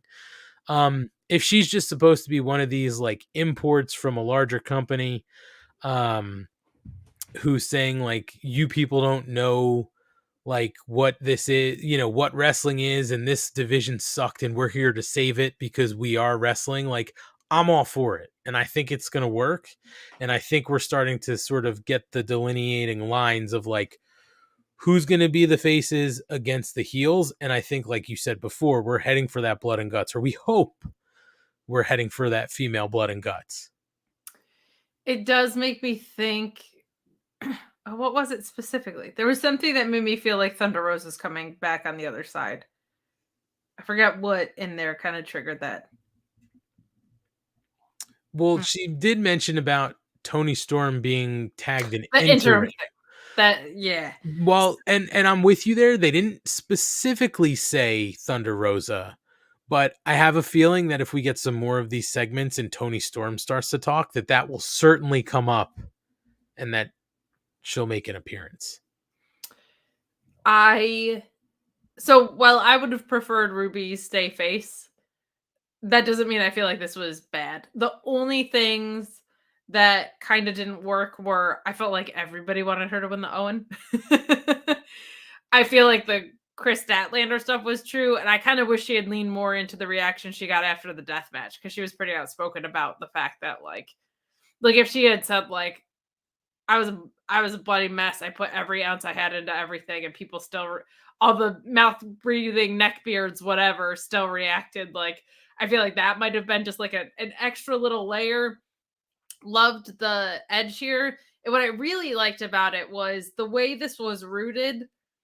my only issue kind of with this whole thing from the beginning was the outsiders almost like not defending WWE honor, but a little bit. It was like Tony Storm walked out of WWE, like flat out. Ruby Soho was released. So it doesn't feel completely authentic in that way. But what happened tonight turned it back around a little bit. Like it's less about that stuff and more about kind of everything that Ruby was saying. I dug what she was getting into tonight for the most part. I also liked the revisionist history thing on commentary of them saying that's how the fans reacted, but that's not how the locker room reacted. Was really, really strong work from Excalibur. Gangbusters commentary desk with Taz out there. Yep. God bless JR. I don't miss him. This trio is really, really good. But yeah, it's not my favorite way to tell the story that they're telling, but that doesn't mean it's bad. Like I think it's pretty good and it's productive for the women's division. I'll throw this at you. Mm-hmm. Alternate booking that got thrown at me that I really liked. Ruby or one of the bad girls dethrones Jade. Or I'm sorry. The faces go and try and recruit Jade. They're like, we got to get a day oneer. You're a big badass woman who could do some damage. And she's like, fuck you. I'm in this for me. What do I get out of being in that match? And then she loses her title to either Saraya, Tony, or Ruby. And then she's fucking pissed. So now she has a reason to join the other side. And you've resolved the Jade issue. And Jade is in that match and can do some really cool shit while kind of protecting where she's at in ring-wise. Like she could just go throw bitches around in a match like that. Yeah. I think that's a fun out. I still feel like they're waiting for something else with Jade, but I really liked that idea of Jade being like, what do I have to gain? And then she drops her title and now she's just like apoplectic and like, get me in that match. Fuck all of them. But I still feel like it's going to be Thunder Rosa, but I liked that booking. Yeah, that wouldn't be a bad way to go about it. And it would give Jade a little bit of face cred, but then she'd still be, sort of like she could still be a heel. She's like, I'm doing this just now. And then it's back to business, bitches. You know what I mean? Like, I'm coming back for what's mine, Like, yeah, I can get behind that. I have no problem with that. That'll work. She's one, too, that I feel like you're just tweaking the booking. She's so over as a face and people cheer for her that it's like, I don't think she's going to go through too much of a change when they face and heel turn her. Yeah, I mean, she treads that line and does it well. So I'm with you. I think that would be a fun way to book it. We'll see where they go. I think we're in agreement. They have to do some huge blow off. And I do like where they're going with this just because with what they're doing, you have the ability to pull so many more women into the story, right? And get more people onto this story than you would, just having a bunch of like sort of singles, feuds happening. So I like the way this is going. I just hope they get to the end point in a way that makes sense. And it seems like they're off to a pretty good start. I don't know how far into the story they are, but if they're a quarter way of the way through, they're doing pretty well so far. So we'll take it. Definitely. And they were on TV before fucking 9 o'clock. So also a good thing. That's becoming consistent too. I like it. Hangman Adam Page is interviewed backstage by Renee Paquette. He says he's been better physically, but his soul and heart are doing just fine. And he did what he did on Sunday, not because he wanted to, but because he had to. And let that be a warning to anybody that might want to try him because he'll drag you through hell. And he apologizes to Renee for what she had to see. And if she wants to blame somebody, don't look at him. After Sunday, he's finished with Jon Moxley. And we go to break. So Hangman, definitely seeing the battle scars on Hangman. His eye looked really great tonight. And I like the fact that he's like, I'm done with Mox. Like, I'm moving on. We'll talk about this a little later. But, I like this interview segment. We got a lot of hard-edged Hangman going into this, and coming out of it, he's like, I'm good. I did what I had to do, and I'm going to be Hangman again, but don't fucking push me because I'll give you this again. You know what I mean? So I liked it. I didn't have a problem with this. My favorite work from Hangman has been the past 6 months or so, this Moxley feud. I loved him apologizing to Renee. Hey, I know I've given you a lot of shit in these interviews. Now that we're through it, it just a really, really good way to be a babyface. And I like, based on what we get later, him putting the onus back on Mox for what feels like is happening there pays off later in this episode in a really fun way. Really good stuff. Really good stuff. So they go to commercial and we come back with a post-match promo from MJF about his victory over the Dragon at Revolution. And he says he's going to celebrate being the most perfect wrestler in the world. And he's going to do it next week with a re-bar mitzvah up in Canada. And it was funny because he did say that in the post press conference, and I laughed. And I just didn't know that it was going to be something they truly were doing, like a re-bar mitzvah. I fucking think this is going to be great. And we're clearly, I think, going to line up whatever's next for MJF. And even if it's not a long-term thing, we'll get a short-term sort of story to get us sort of on our way to Double or Nothing. So we'll see what happens. But MJF, he's the best in the world. That's what he says. And we're going to have a re-bar mitzvah next week. Kate, does a re-bar mitzvah do anything for you? Have you ever, first of all, I've never been to a bar mitzvah. So I don't know what to expect. I definitely don't know what to expect from a re-one. I don't know if they knew they were doing a re-bar mitzvah, Ant. You might have just said it, and now it's a thing. A perfectly good post-championship incredible match promo to brag about beating Bryan Danielson. My God, you should. Really good stuff.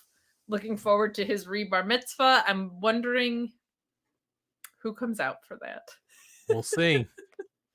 Shivani's...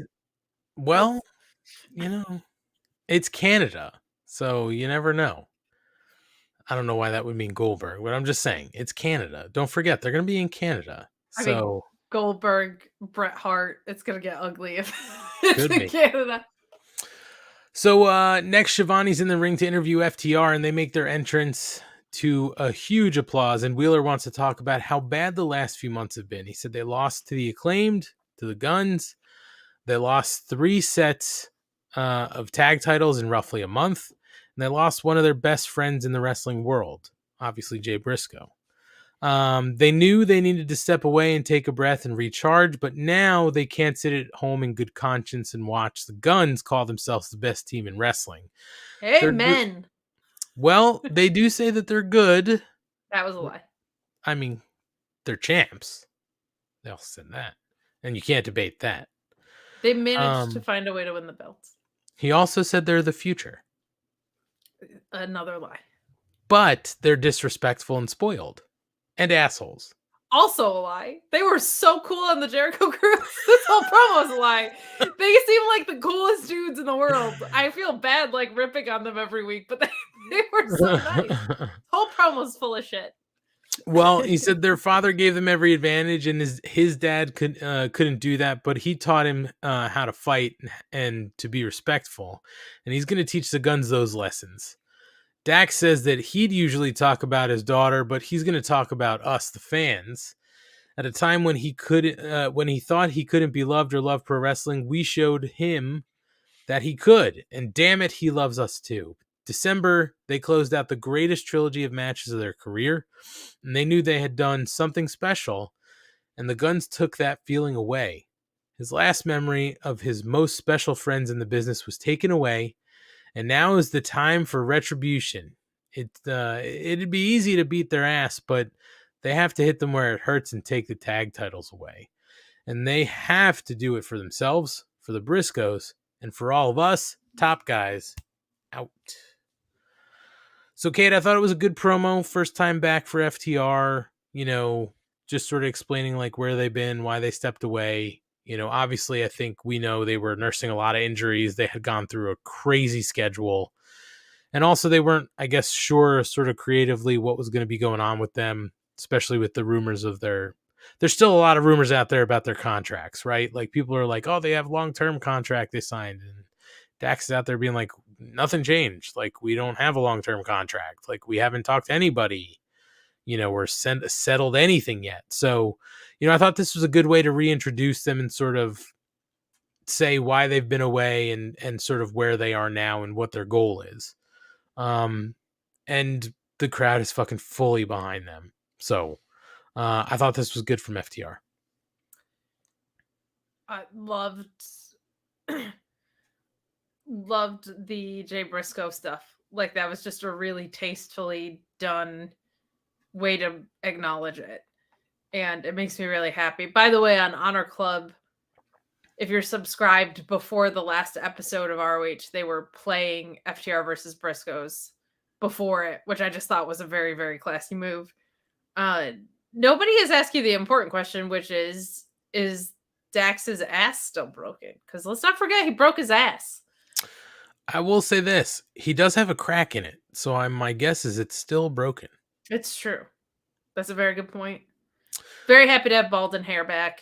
Very nice. Nice shot to the arm for the tag division. Absolutely.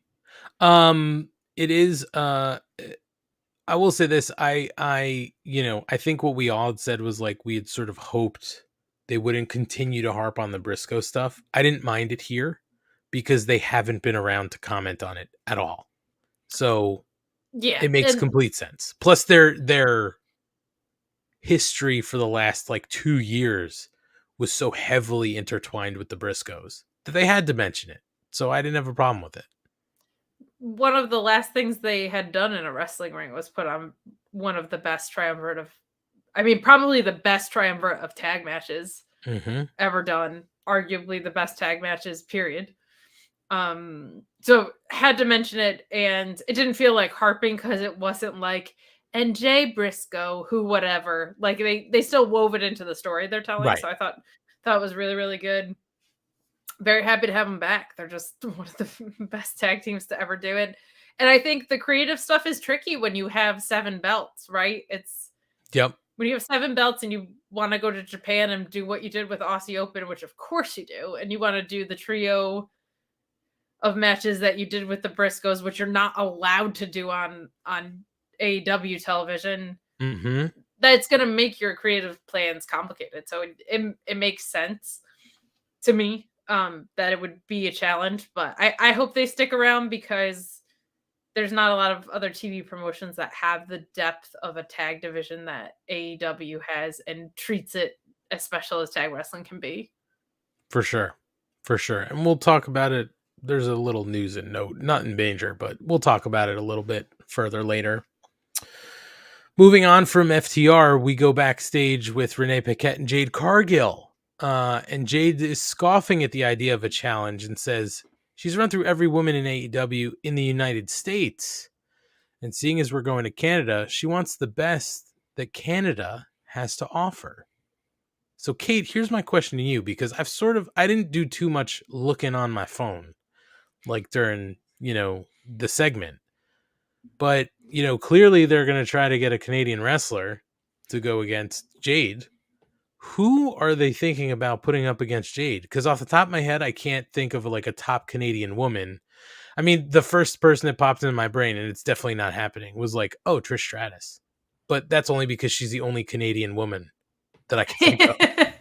Well, she's on WrestleMania this year, so super not happening. Nope. Probably Jody Threat would be my guess. She's kind of the only top independent name, and she's big and an ass kicker. Like it would be a good statement win for Jade. And this whole Athena heel turn kind of came out of her match with Jody Threat. So that would be my guess. I don't know anybody else in the Canadian scene, and I can't think of like a Canadian women's wrestling legend type person. Like, it's to your point, basically that I can think of is Trish.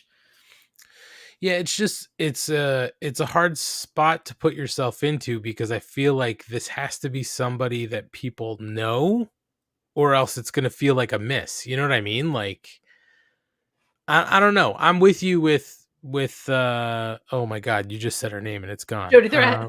Yes. I'm with you there. That would make sense sort of story-wise, but we'll see what happens, but they're clearly lining up that she's going to be appearing in Canada. So, we'll see what happens. Yeah, the problem is her promo's true. She went through the whole roster and they have nothing. Yeah. No, nothing. I mean, I feel like they're just like we're waiting for Chris Stat to come back. And it's like now I feel like it should be Chris and Ruby, so it's like a whole I don't know. Right. Who knows? Kate, we go to Top Flight and AR Fox versus the JAS. It's Jericho, Daniel Garcia, and Sammy Guevara. And JAS wins by pinfall. There's some shenanigans here at the end. Floyd Hager clocks Darius with Floyd. Jericho hits the Judas effect, and they get the win. And post-match, Angelo Parker talks it up as the greatest trios win in the history of AEW and tells the crowd to light the beam. I guess that's a Sacramento thing. And Daniel Garcia gets on the mic and says they should be number one contenders for the trios titles. Samuel Guevara tries to claim they're the sexiest group alive. And then Jericho restates that they're coming for the trios titles. And that's when the lights go down. But it's the Elite who make the entrance. And Kenny Omega gets on the mic and says for the last 3 years, they've stayed out of each other's lanes. And he'd like to think that comes from mutual respect. But when you talk about the trios championship, and that's when Don Callis cuts him off and grabs the mic, which was a little shocking to me, Kate. And he says the Elite established the trios titles, and after Revolution, it should be obvious that they're the number one contenders. And on a personal note, he and Chris have been friends for 30 years, and he agrees with people that say Chris Jericho is one of the greatest of all times. But unfortunately, he's only the second best wrestler from Winnipeg. And he even feels like if he had a couple months to train, Chris would be the number 3 best wrestler from Winnipeg. And that's when Jericho challenges them to come down to the to fight right now. Lights go down again. And that's when the Black House of Black appear on the big screen. And Malachi Black says they all deserve to be humiliated in their hometown. So if they want these, lights come up. House of Black is appearing on the ramp. And Malachi says that they can come get them. Lights down, come back up. The House of Black are gone. And I don't know, Kate, maybe next week we get a triple threat trios title match between these three groups. That's what I think they're lining up, especially with Kenny and Chris being, from Canada and Winnipeg. I think it makes total sense to do that match.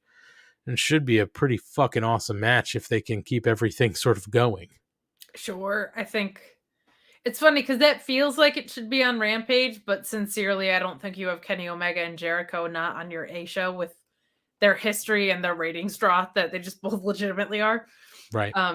But that I'm intrigued to see how that plays out. They're all so different stylistically. I think it could be really fun. Also, just really appreciated Matt Menard with his celebrating the 1 year of sports entertainment. That's right. I forgot to mention that. You know what's funny, Kate, is he said that and two thoughts went through. Well, one thought went through my mind, but it was really two questions. Did it the feel... Judas go through your mind as well? No Judas. No Judas in your mind. Got it. No, not at that moment. But the things that went through my mind were, okay, he said it's been a year. Has it felt like that long? Or has it felt longer? Like, I couldn't tell. Like, a year. Wow. Like, I can't tell if it felt fast or slow of the JAS. Also, this did produce one of my biggest pops of the night was the fact that they were talking about they were the sexiest team, and Hager goes, "This hat is sexy," or "I like this sexy hat." Yeah, I like the sexy hat. That's it. Definitely popped me. Yeah. I think that it feels like both, because it feels like their feuds drag on so long. It feels like they've been here forever, but because they've only had like 2 feuds, it feels like it's been super quick. So that's definitely part of it. I also just wanted to call out, we got some suggestions in the chat for who it might be. Some people saying Gail Kim, but she's like very, very tied up with Impact. Taya Valkyrie, though, is a good pull because I don't think she's contracted to Impact. That could be very, very fun. A couple people saying Bunny is Canadian. I don't think it's Bunny because I think she's actually like, she's from Buffalo now, so I don't think they would like lean too hard into that, I guess. But also, if you're saying give me the best Canada has to offer, and then you just trot out the Bunny, I think it's a miss. On your roster and your own mid card is tougher. Taya Valkyrie is a really good pull, though. That would be my guess. Cabbage Sensei says Rosemary. I think is Rosemary contracted to Impact? I think she might be contracted there. Impact's so weird with their contracts. Yeah. But Taya, I would guess it's Taya. But yeah, this was a really fun segment. I just love Matt Menard. He just is. Anytime he looks into the camera and opens his mouth, I just cracks me up. Absolutely cracks me up. Oh yeah, he's perfect. All right. Moving on. This is where we get a big announcement, Kate. An unscheduled big announcement. The fuck was this? For Tony Khan. Now, I'll give you the announcement, but I'm not going to give it to you the same way that Tony Khan gave it. I'm so confused. So Tony Khan appeared to inform us that next week, Orange Cassidy will defend the All-Atlantic Championship against Jeff Jarrett in Canada. And that well, you know, I really hoped Jeff Jarrett wins. Double S. I hope he wins. Oh my God, that would be amazing. And that in partnership with Warner Discovery and in order to promote the Shazam movie, which is why they'll be fighting. I don't know why that is a promotion, but they're leveling the title up to AEW International Championship. So they throw a hype reel on for the film and the title defense, and they go to break. But for some reason, Tony Khan repeated those statements like 3 times.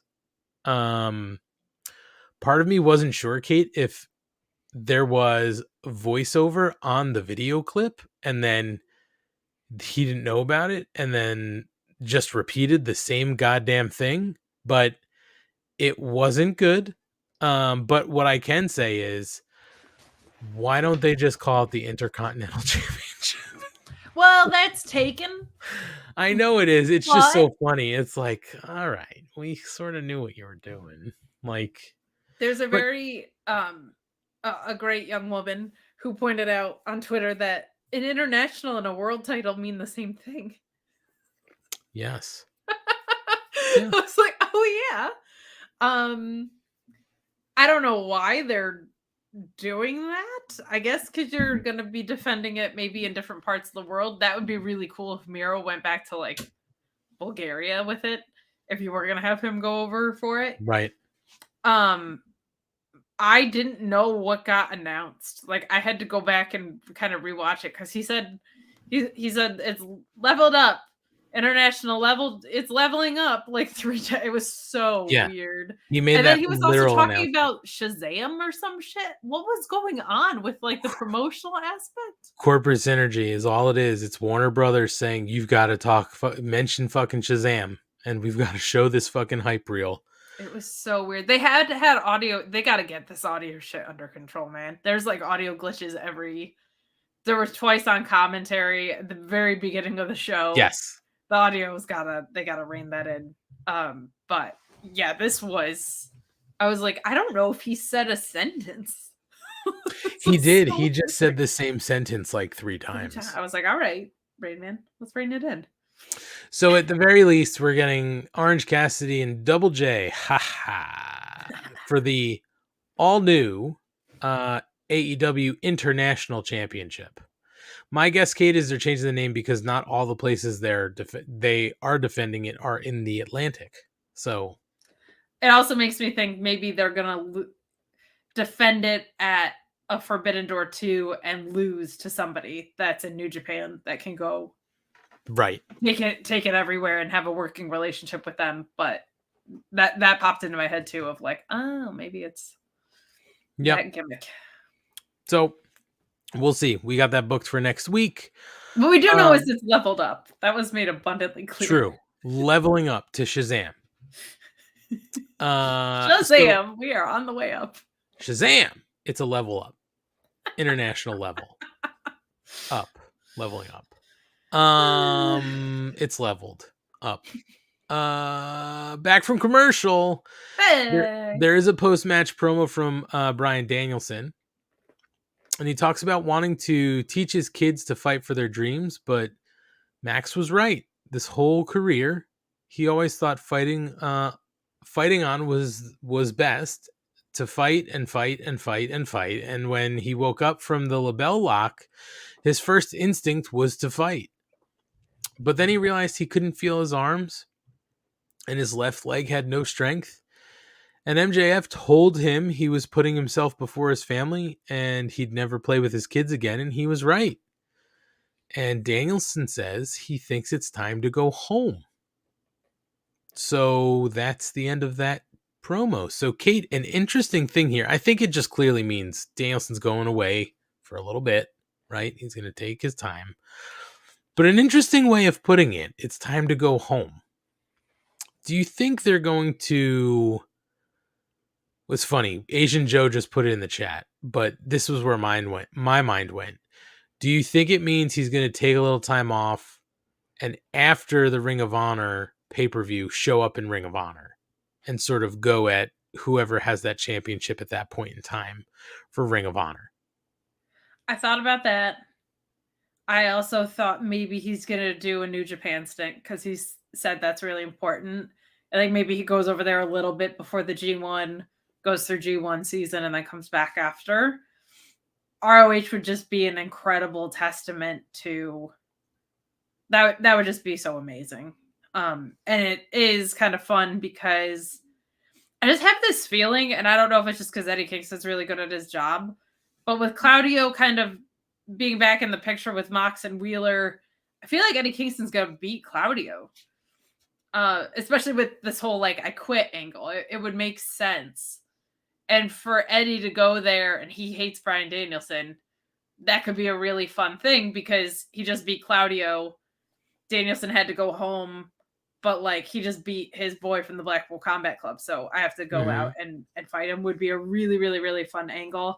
I also just want to see Danielson versus Josh Woods and a bunch of people real bad. So sure, that would be super fun.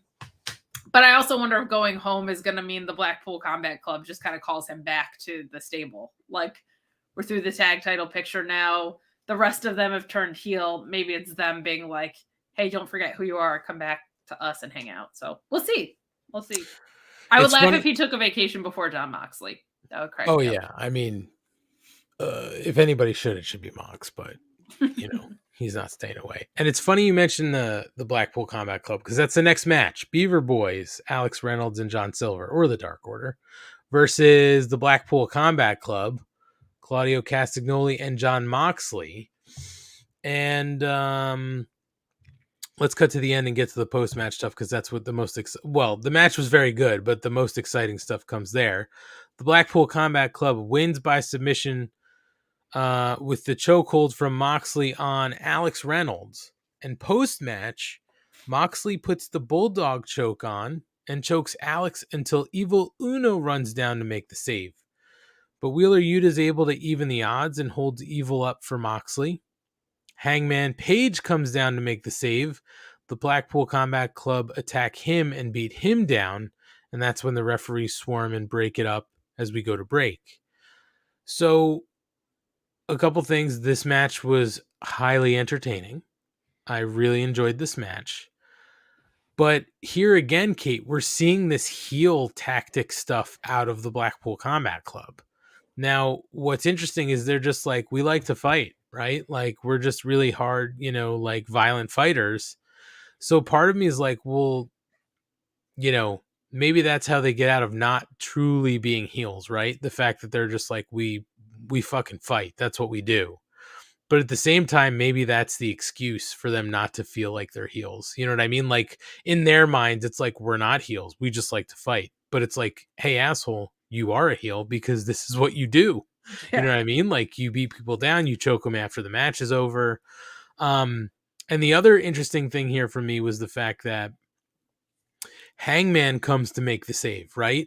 We rarely see it being Hangman coming to make the save. We see others coming to the aid of Hangman. So, we had heard prior to the Moxley match, Hangman talking about, sort of like, figuring out what's going on, right? He had sort of like Mending some alluded to a couple fences. things, right? Yeah. So it's just an interesting turn here because Hangman's usually pushing everybody away. He comes to make the save, and it's almost like this isn't done between him and the Blackpool Combat Club because now he's involving people that he's closest to. So I don't know where they're going from here, but what is super interesting is the fact that we are definitely seeing heel Blackpool Combat Club without them overtly being like, we're heels, Well, what's interesting with this is the Blackpool Combat Club are actually at a numbers disadvantage as we're talking through it. I wonder if Danielson's just going back there or if they try to pull Takeshita for it. That could be interesting. But there's an opening there that could be really fun. But I like heel Blackpool Combat Club. This was kind of built around William Regal, and William Regal was never too he used the brass knucks, obviously, but he was never reliant on chicken shit tactics when he was a heel. He was just a badass wrestler. And I like that this is getting back to that. Like, I want Blackpool Combat Club to be heel. I like it better. Right. Yeah, it's just what I find it interesting that it hasn't been really sort of like overtly said, hey, they're heels. It's just like, this is what they do, right? They fight, they're aggressive, they're violent, but never really been said like, hey, they're a heel faction. So it's going to be interesting to see which way they go. But also, I think Claudio has to drop that title before they're full. I agree. Yeah. That was exactly what I was going to say. Is it's going to be interesting to see what happens because Claudio has to be involved with Ring of Honor for now. You know what I mean? So it's like, I don't know how much further they could go with him still having to work Ring of Honor and hold that title. So he's got to drop that title to pay-per-view. He's got it. I think so. When Eddie Kingston winning a title, people go insane. Oh yeah. People will go. I'll be people. I'll just you. That's it. All right. After this, Renee Paquette is interviewing the Acclaimed and Daddy Ass. Mm-hmm. They're getting on the road back to the tag titles. And 2.0 rolls up to agree that they love the Acclaimed and they have a proposition for them. They know the Acclaimed are sports entertainers at heart, and they have a nice laugh about it. And then 2.0, and they tell 2.0 to leave them alone. So the Acclaimed in a 2.0 program, sign me up. I'm all for it. Your Michael Jackson Thriller looking asses killed me. Killed me. Oh my god. Hysterical. I like 2.0. I think we need to see more of 2.0. Yeah, I want to see him in the ring more, especially. Yeah. They're fun. They're really, really fun. I mean, what they do not in the ring, just on the fringe and on the outside is fun, but they're good workers in the ring. So I'd like to see them more in the ring. Hell yeah. Matt Menard, his expressions are always just fucking on point. Unreal. That guy. So we move on to the main event, Kate, and it's Wardlow versus Powerhouse Hobbs for the AEW TNT Championship in a Falls Count Anywhere Anything Goes match. All of it goes. All of it. Anything and all things go. Anything and everything goes. So they do cut early on to Wardlow and Hobbs fighting in the parking lot again. Stay out of the goddamn parking lots. I don't All know. of these wrestling promotions, ridiculous. Even just the parking lot where all the the fans can park, just stay out of there. No. Just when the Uber. show starts, be inside. Don't it. be in the parking lot. You don't want to. Powerhouse Hobbs throws a keg at him. Wardlow's able to duck it. Reminded me of Donkey Kong. Very, very much so. And then we're sort of off to the races here.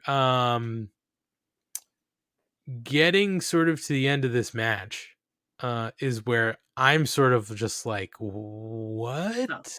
Like, I didn't see any of this going down. But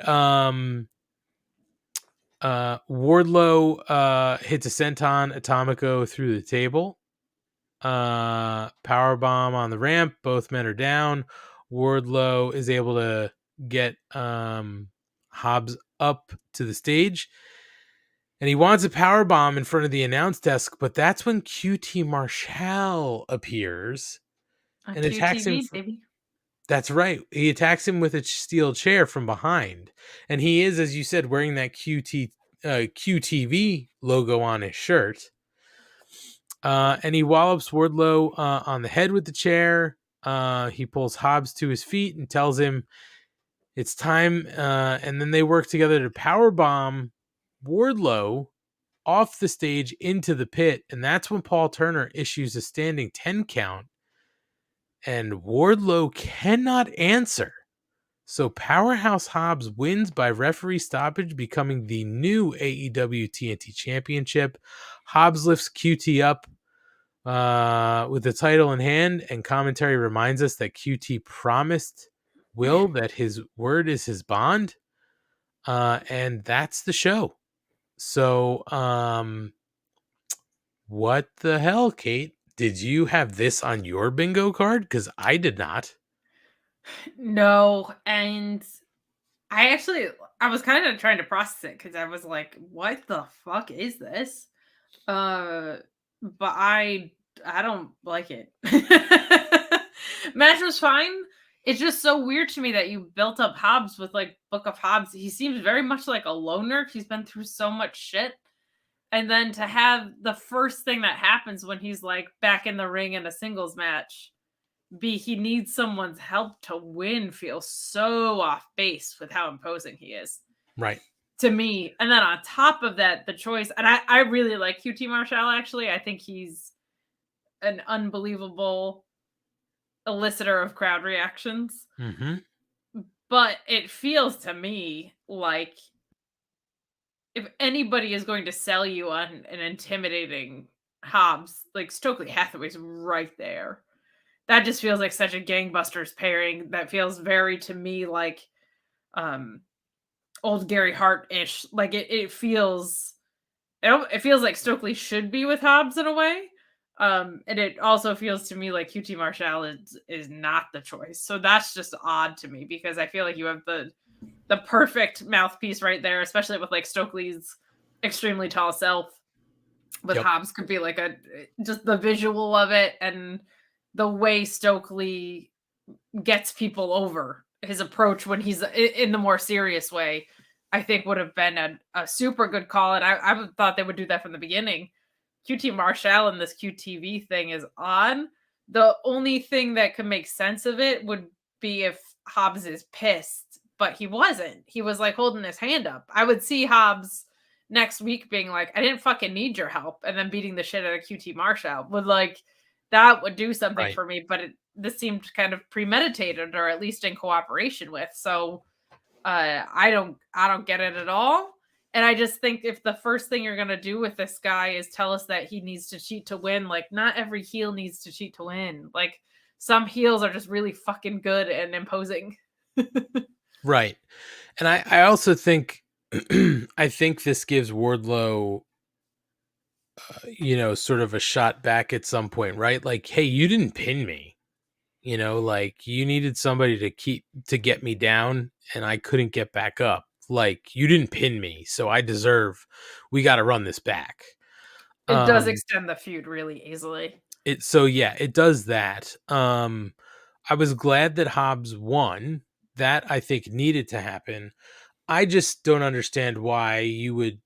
I mean, I get it because you're going to extend the story now with Wardlow, but I still think you could have done it with Samoa Joe keeping that title on Sunday and then losing to Hobbs. And now you even have you could have had a story there too, where Hobbs is like, well, I beat Samoa Joe. You didn't, you know what I mean? And like, maybe not giving Wardlow a shot. You could have done it that way. Either way, Hobbs gets the title, and that's what's important. Hobbs, I think, needed the title.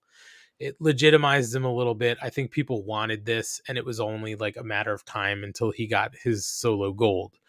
It's going to be interesting to see how they play this next week, or if anything comes up on Friday about this with QTV.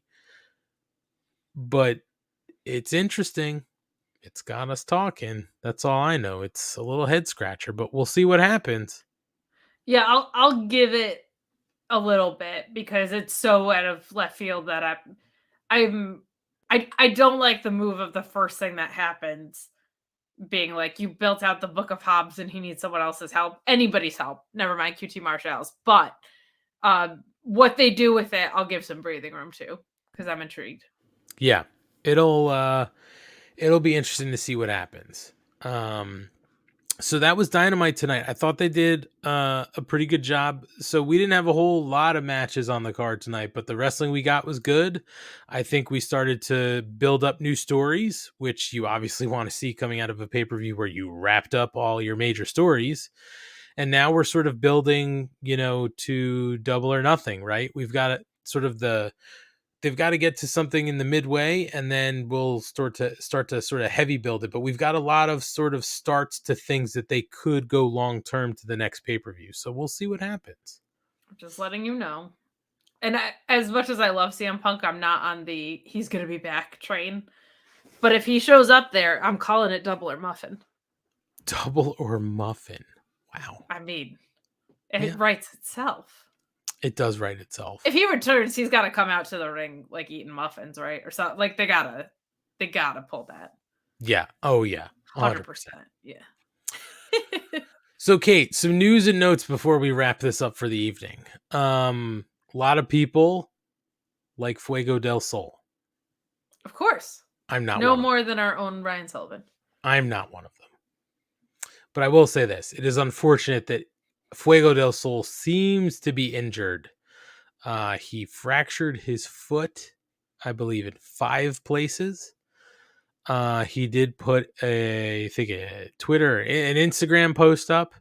He said, injury update, with the original x-rays last week. I guess he sustained this at an indie show. They confirmed dislocation of my right foot. They believed I only had 1 minor fracture. After the CT scan, upon further examination, today they determined I actually fractured my foot in 5 different places. Oh. The doctor told me the fact I finished the match was unbelievable. Adrenaline is a hell of a drug. When it's in your soul, yeah. Well, yeah. Now let's talk about the big thing, ligament damage. The orthopedic said the main ligament around my Lisfranc bone is a little displaced, but not completely separated. So now I have to go see a foot specialist to determine if it needs surgery or if it can heal on its own. If it can heal on its own, recovery is 6 to 8 weeks because all my bones are in the right spots and the fractures just need time to heal. But if I need surgery, it could be 3 months. So expect another update within the next week. I'm hoping for the best. Not the news we wanted. I'd be lying if I said I wasn't a little frustrated. Focusing on my recovery and advancing my non-physical ventures like Twitch, YouTube, TikTok, IG, and content of the likes to keep me busy and my mind off this. Any love and support sent my way is appreciated immensely. And he also he put up a clip. It's on Instagram of how he injured his foot. So he said he took the drop kick and his opponent fell much faster than he anticipated at an angle in which He was in my landing zone. In the last angle you can see, I try to catch myself to avoid coming down on top of him. I'll tell you what I'm not watching. That video, yeah. And Nope. have his knee go into my groin, but in turn, my foot dislocates. It's wrestling. Freak accidents happen. The old saying goes, if it ain't ballet, and if it applies, double here, because you can't expect to land on your toes like a ballerina. Now it's time to recover. I will say this though, Kate. I listened to a radio show called The Bonfire, and Dan Soder used to be part of that. He has moved on in the last week from that show, but he did. But the ballet line reminded me of one of my favorite things that somebody said to Dan Soder once, and he recalled it on the show, is they referred to wrestling as boy ballet. And it's perfect. It absolutely is boy ballet. And somehow women's wrestling is girl ballet, but not just ballet. I mean, it's still boy ballet because It's professional boy ballet wrestling. It's You know, wrestling. it's Fair something like boys watch that's like ballet. I This guess. is International Women's Day. Everything is. Sorry, it's girls. It's women's day. So Fuego injured. So don't expect to. You're not a fan of the Fuego. I'm just not. Are you a fan of Fuego 2? Fuego 2 very much more than Fuego 1. Sure. Okay. Sure. Well, this explains a little bit why Serpentico has been getting the yeeted to death spots on squashes. So. Yes. When one door closes, another opens. There you go. So Serpentico, stay healthy, my friend. That's right. So Kate, some news on Mercedes Moné.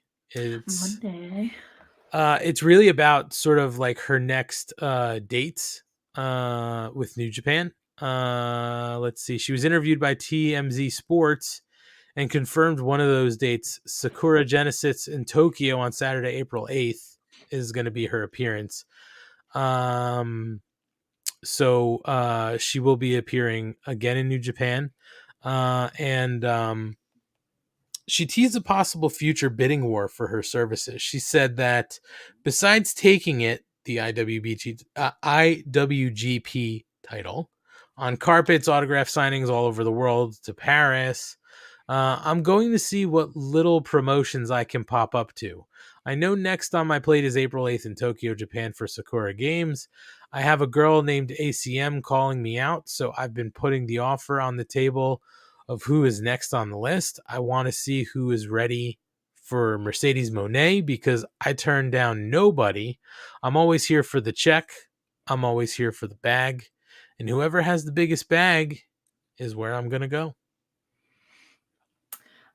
If you heard her, I can't remember if it was on her vlog or in a press conference, but the whole CEO thing versus the boss thing, when she spoke about it, it was really cool and clear what her vision was of like, in WWE, she was the boss because she was the best wrestler there. Here, she's the CEO because she's like ushering in a whole other piece of the company. And I just really appreciated her explanation of that.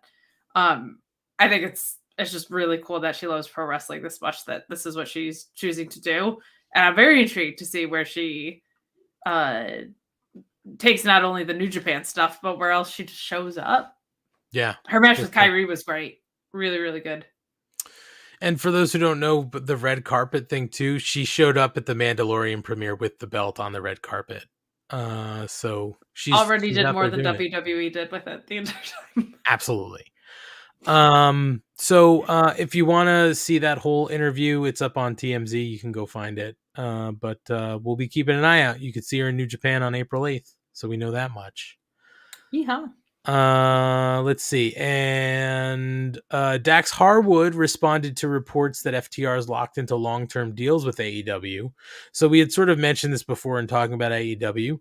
A lot of rumors out there about their deals with AEW. And on the latest episode of FTR with Dax Harwood, he responded to the reports by first saying nothing's changed. He said, That is very surprising to me because zero has changed. He said, we got a call from Tony, and this was maybe 5 days before the pay-per-view. I'm just guessing that he either heard a clip, listened to the podcast, or read one of the headlines where I said we were ready to come back. Our bodies were healed. We were just waiting for the call, and we wanted to do what was right by business because we are contracted through April.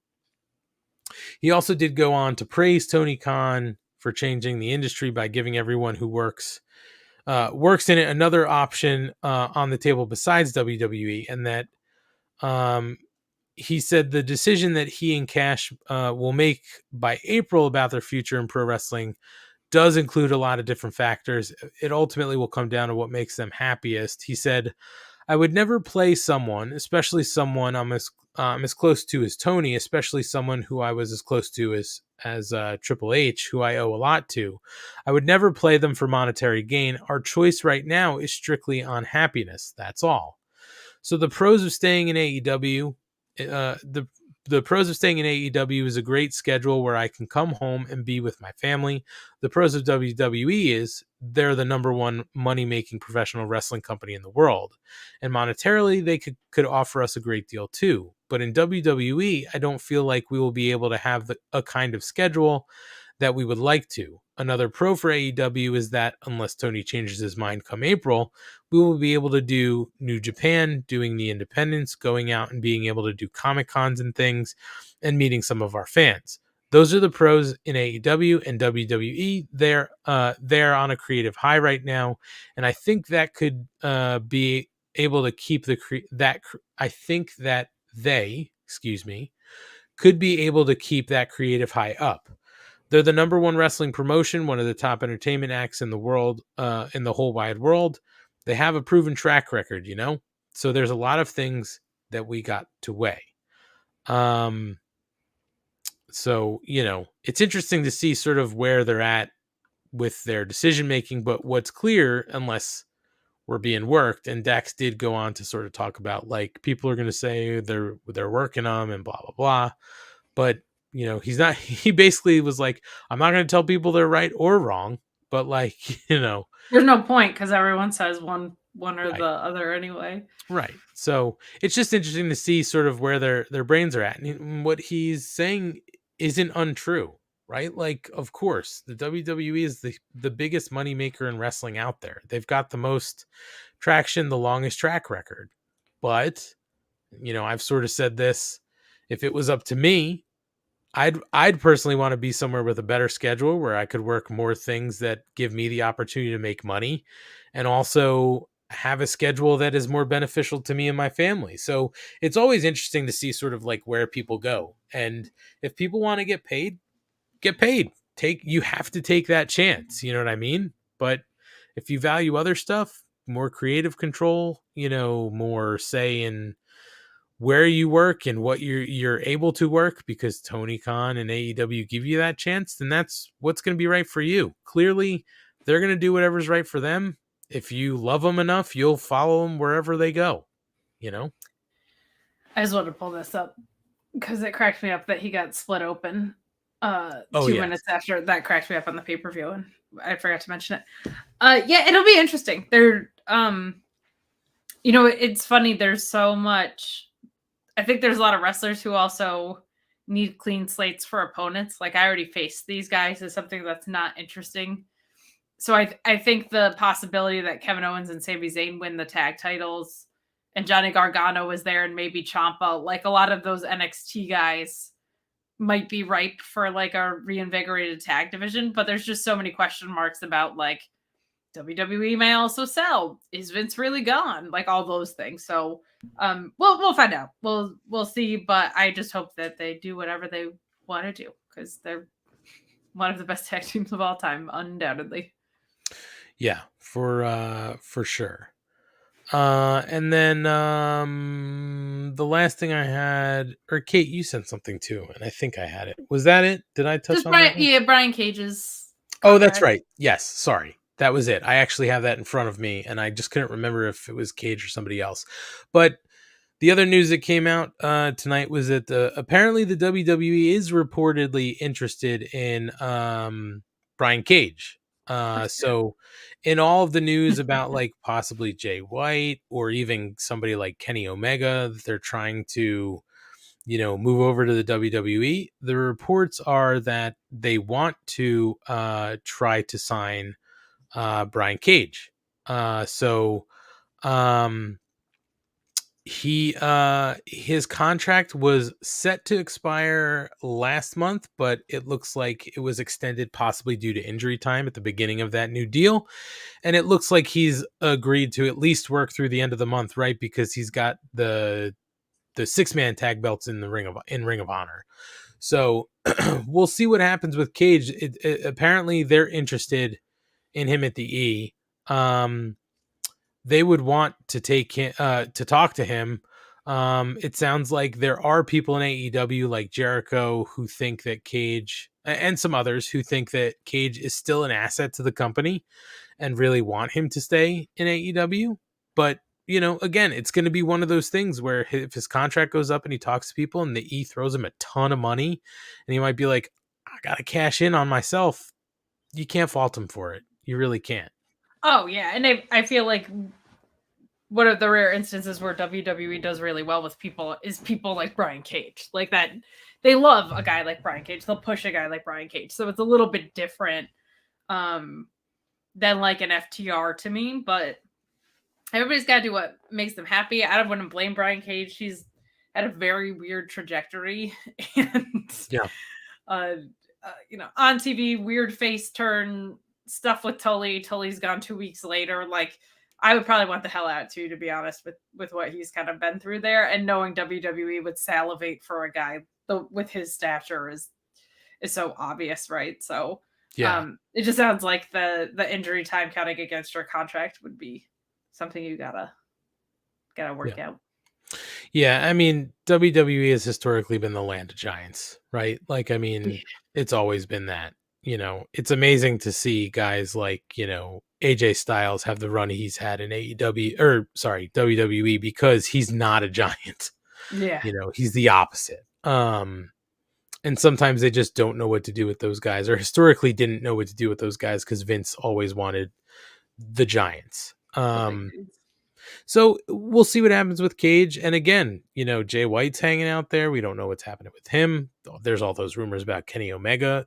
Personally, I think I'd love for him to stay in AEW. But, again, if he's getting crazy money thrown at him, why wouldn't you go? But WWE also has interest in like Hikuleo and stuff. Like they're expanding I'm sure that's probably a Triple H symptom. Like they're expanding their purview a little bit, but yeah, we'll see. I mean, there's a ton of stuff out there too. I mean, we don't dig deep into WWE here just because of what we're focused on, right? We're AEW focused, but there's a lot of stuff out there right now where people don't know what the fuck is happening in AEW with like who's controlling creative. Like Vince McMahon is showed back up at Raw and people are like, he was there just to see Cena. And then other people are out there saying, no, it was not just to see Cena. They said they want $9 billion. There's one possibility that pays that, and it's Saudi Arabia. That's terrifying for a lot of wrestlers.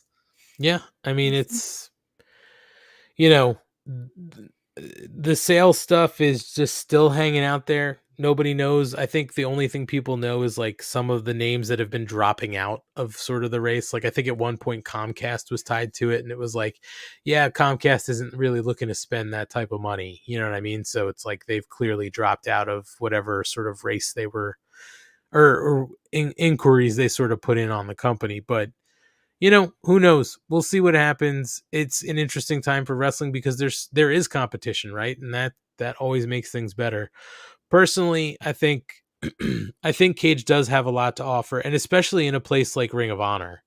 Like if he can do, he's got a 6-man belt right now. If he decided to stick around, I think they could do more with him in Ring of Honor, and he can eventually make his way back to AEW. Being in Ring of Honor doesn't mean you can't ever go back to AEW. It doesn't seem like there are those lines that can't be crossed. I think they're trying to get to a point where you have sort of two distinct rosters, but because of what they had to set up with who's got belts and who's going to be on TV, and you're going to see those Ring of Honor belts on television, like you're clearly still have this bleed through. I think after the Ring of Honor pay-per-view, it's going to become a little more clear, like who is AEW, who is Ring of Honor, you know? Yeah, I think after Supercard, there'll be some more delineation. So interesting stuff. But that is the end of our night. So, Kate, we didn't even talk about it at the top of the hour. You had your wrestling event on Saturday for Excite Wrestling. Oh, I did. And let me tell you what I got in. What did you get in? Did you get your shit in? I got my shit in. Boom. I got my shit in.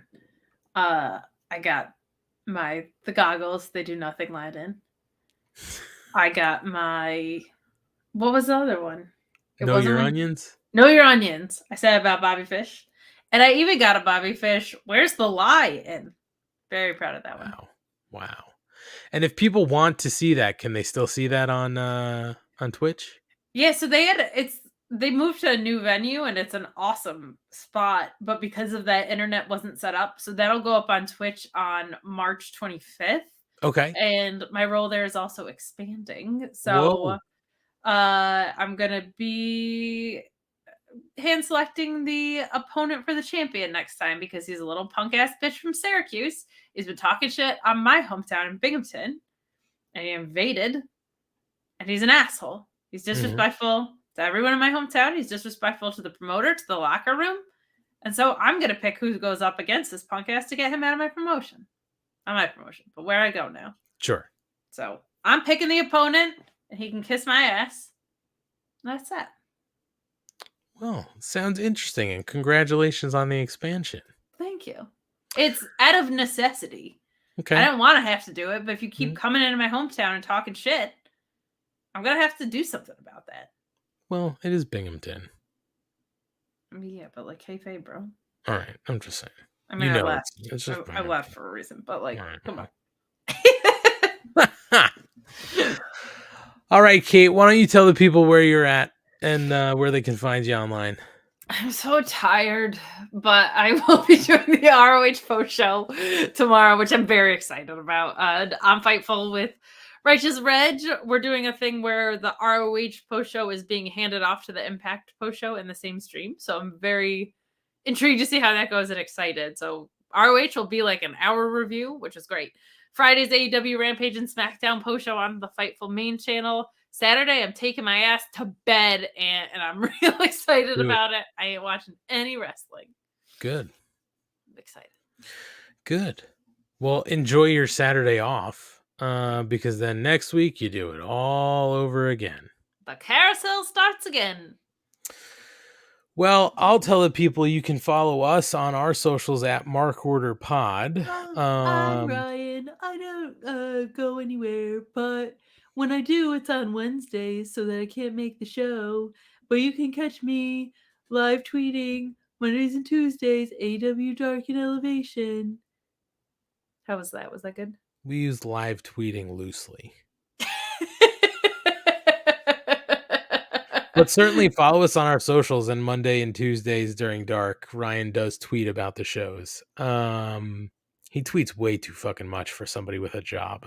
That's, I mean, he's got a job. He's at school. It's about, what is it? Oh my God.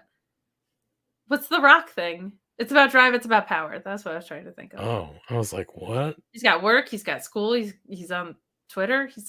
He's all over the place for someone who never goes anywhere. You know what I mean? Too much. So certainly follow us on our socials at MarkOrderPod, Twitter, Instagram, Facebook, TikTok, YouTube, all the places.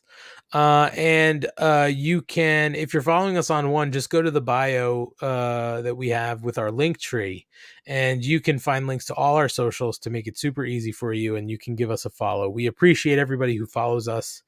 And if you take a few minutes to follow us, it certainly helps us. So thank you. And thank you for those who also help spread the word by, retweeting or, mentioning us to people and stuff like that. You can also request free stickers. So if you give us your name, mailing address, email in the country you live in, we'll send you out some of these free stickers. We send them anywhere in the world for free. So please hit us up and we will send you some free stickers. I want to thank everybody who watched live along with us tonight throughout the night. Thank you, Hell everybody. yeah. Cabbage Sensei, Jesse Ozog. I see Luis, I'm sorry. Luis. 1LT Photo, Sloanamite, Gordon Post, Asian Joe, Rob Humphrey, Joe Walsh. I'm sure a ton of other people that I'm forgetting in the chats right now. They didn't make it till the end. They don't matter. Okay. They didn't go the You gauntlet. heard it here first. They didn't go the 60 minutes. You heard it here first. Kate doesn't care if you can't go the distance. That's right. Kate addresses her enemies. That's right. But thank you to all those who watched us live, and we thank you all who listened to us in podcast form after the fact. If you could take a few minutes to make sure you subscribe on your podcast forums where you're listening to us, maybe even leave us a like or rate and review. That certainly helps us as well show up in the podcast forums. If you've never watched us on YouTube, you can go back to YouTube. All of our episodes live there in the archive, so you can go back and see when Matt shows up with no shirt, or Ryan does some of his characters that'll go on for like an hour and a half, and all the other crazy bullshit we've done over the past 102 episodes now. Check us out on YouTube if you can. Hit that, smash that like button, bro. Smash the like button, bro. Do all that stuff. We appreciate that. Helps us too. Kate, people don't think that helps. That is super helpful. Oh, it's huge. Like on all those the only platforms. thing that trips the algorithm these days. Yeah. So if you take a few minutes to do that, we greatly appreciate that too. And for anybody else who wants to take it to the next level and give us a few of your hard-earned bucks, you can head over to our Pro Wrestling Tee store. We have that in our link tree in our bios on our social pages, or you can go to prowrestlingtees.com/markorderpod, or just search Mark Order Podcast on Pro Wrestling Tees, and you'll find our store. We've got 4 shirts up, 2 front side prints, 2 double-sided prints, and it helps us out if you order a shirt. If you can't do that, totally fine. Wait for a sale to come up or something like that. But if you do, grab a t-shirt, I'll give you a call to say thank you personally. I'm a little If behind. I buy one, will you call me? No. It is funny though, Kate. My sister ordered a t-shirt. Did not know she was ordering a shirt. My sister ordered one.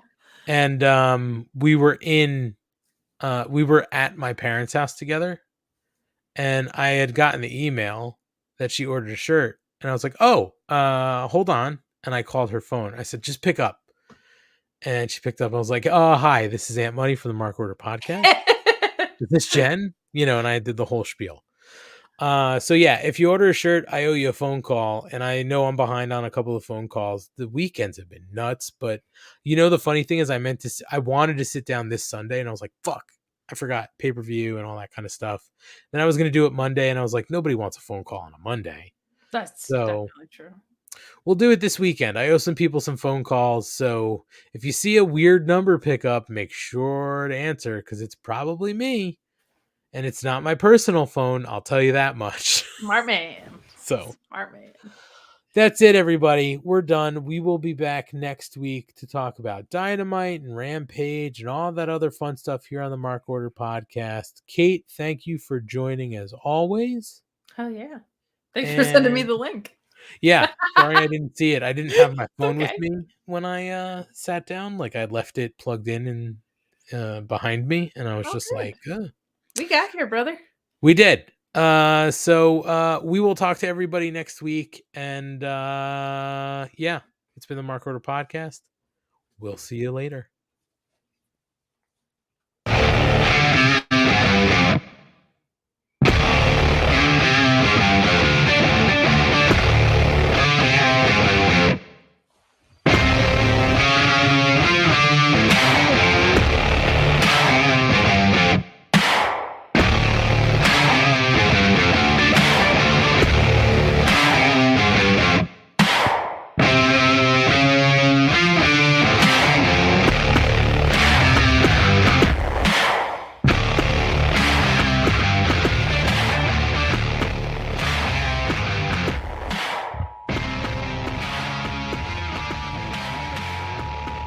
This concludes the Mark Order podcast.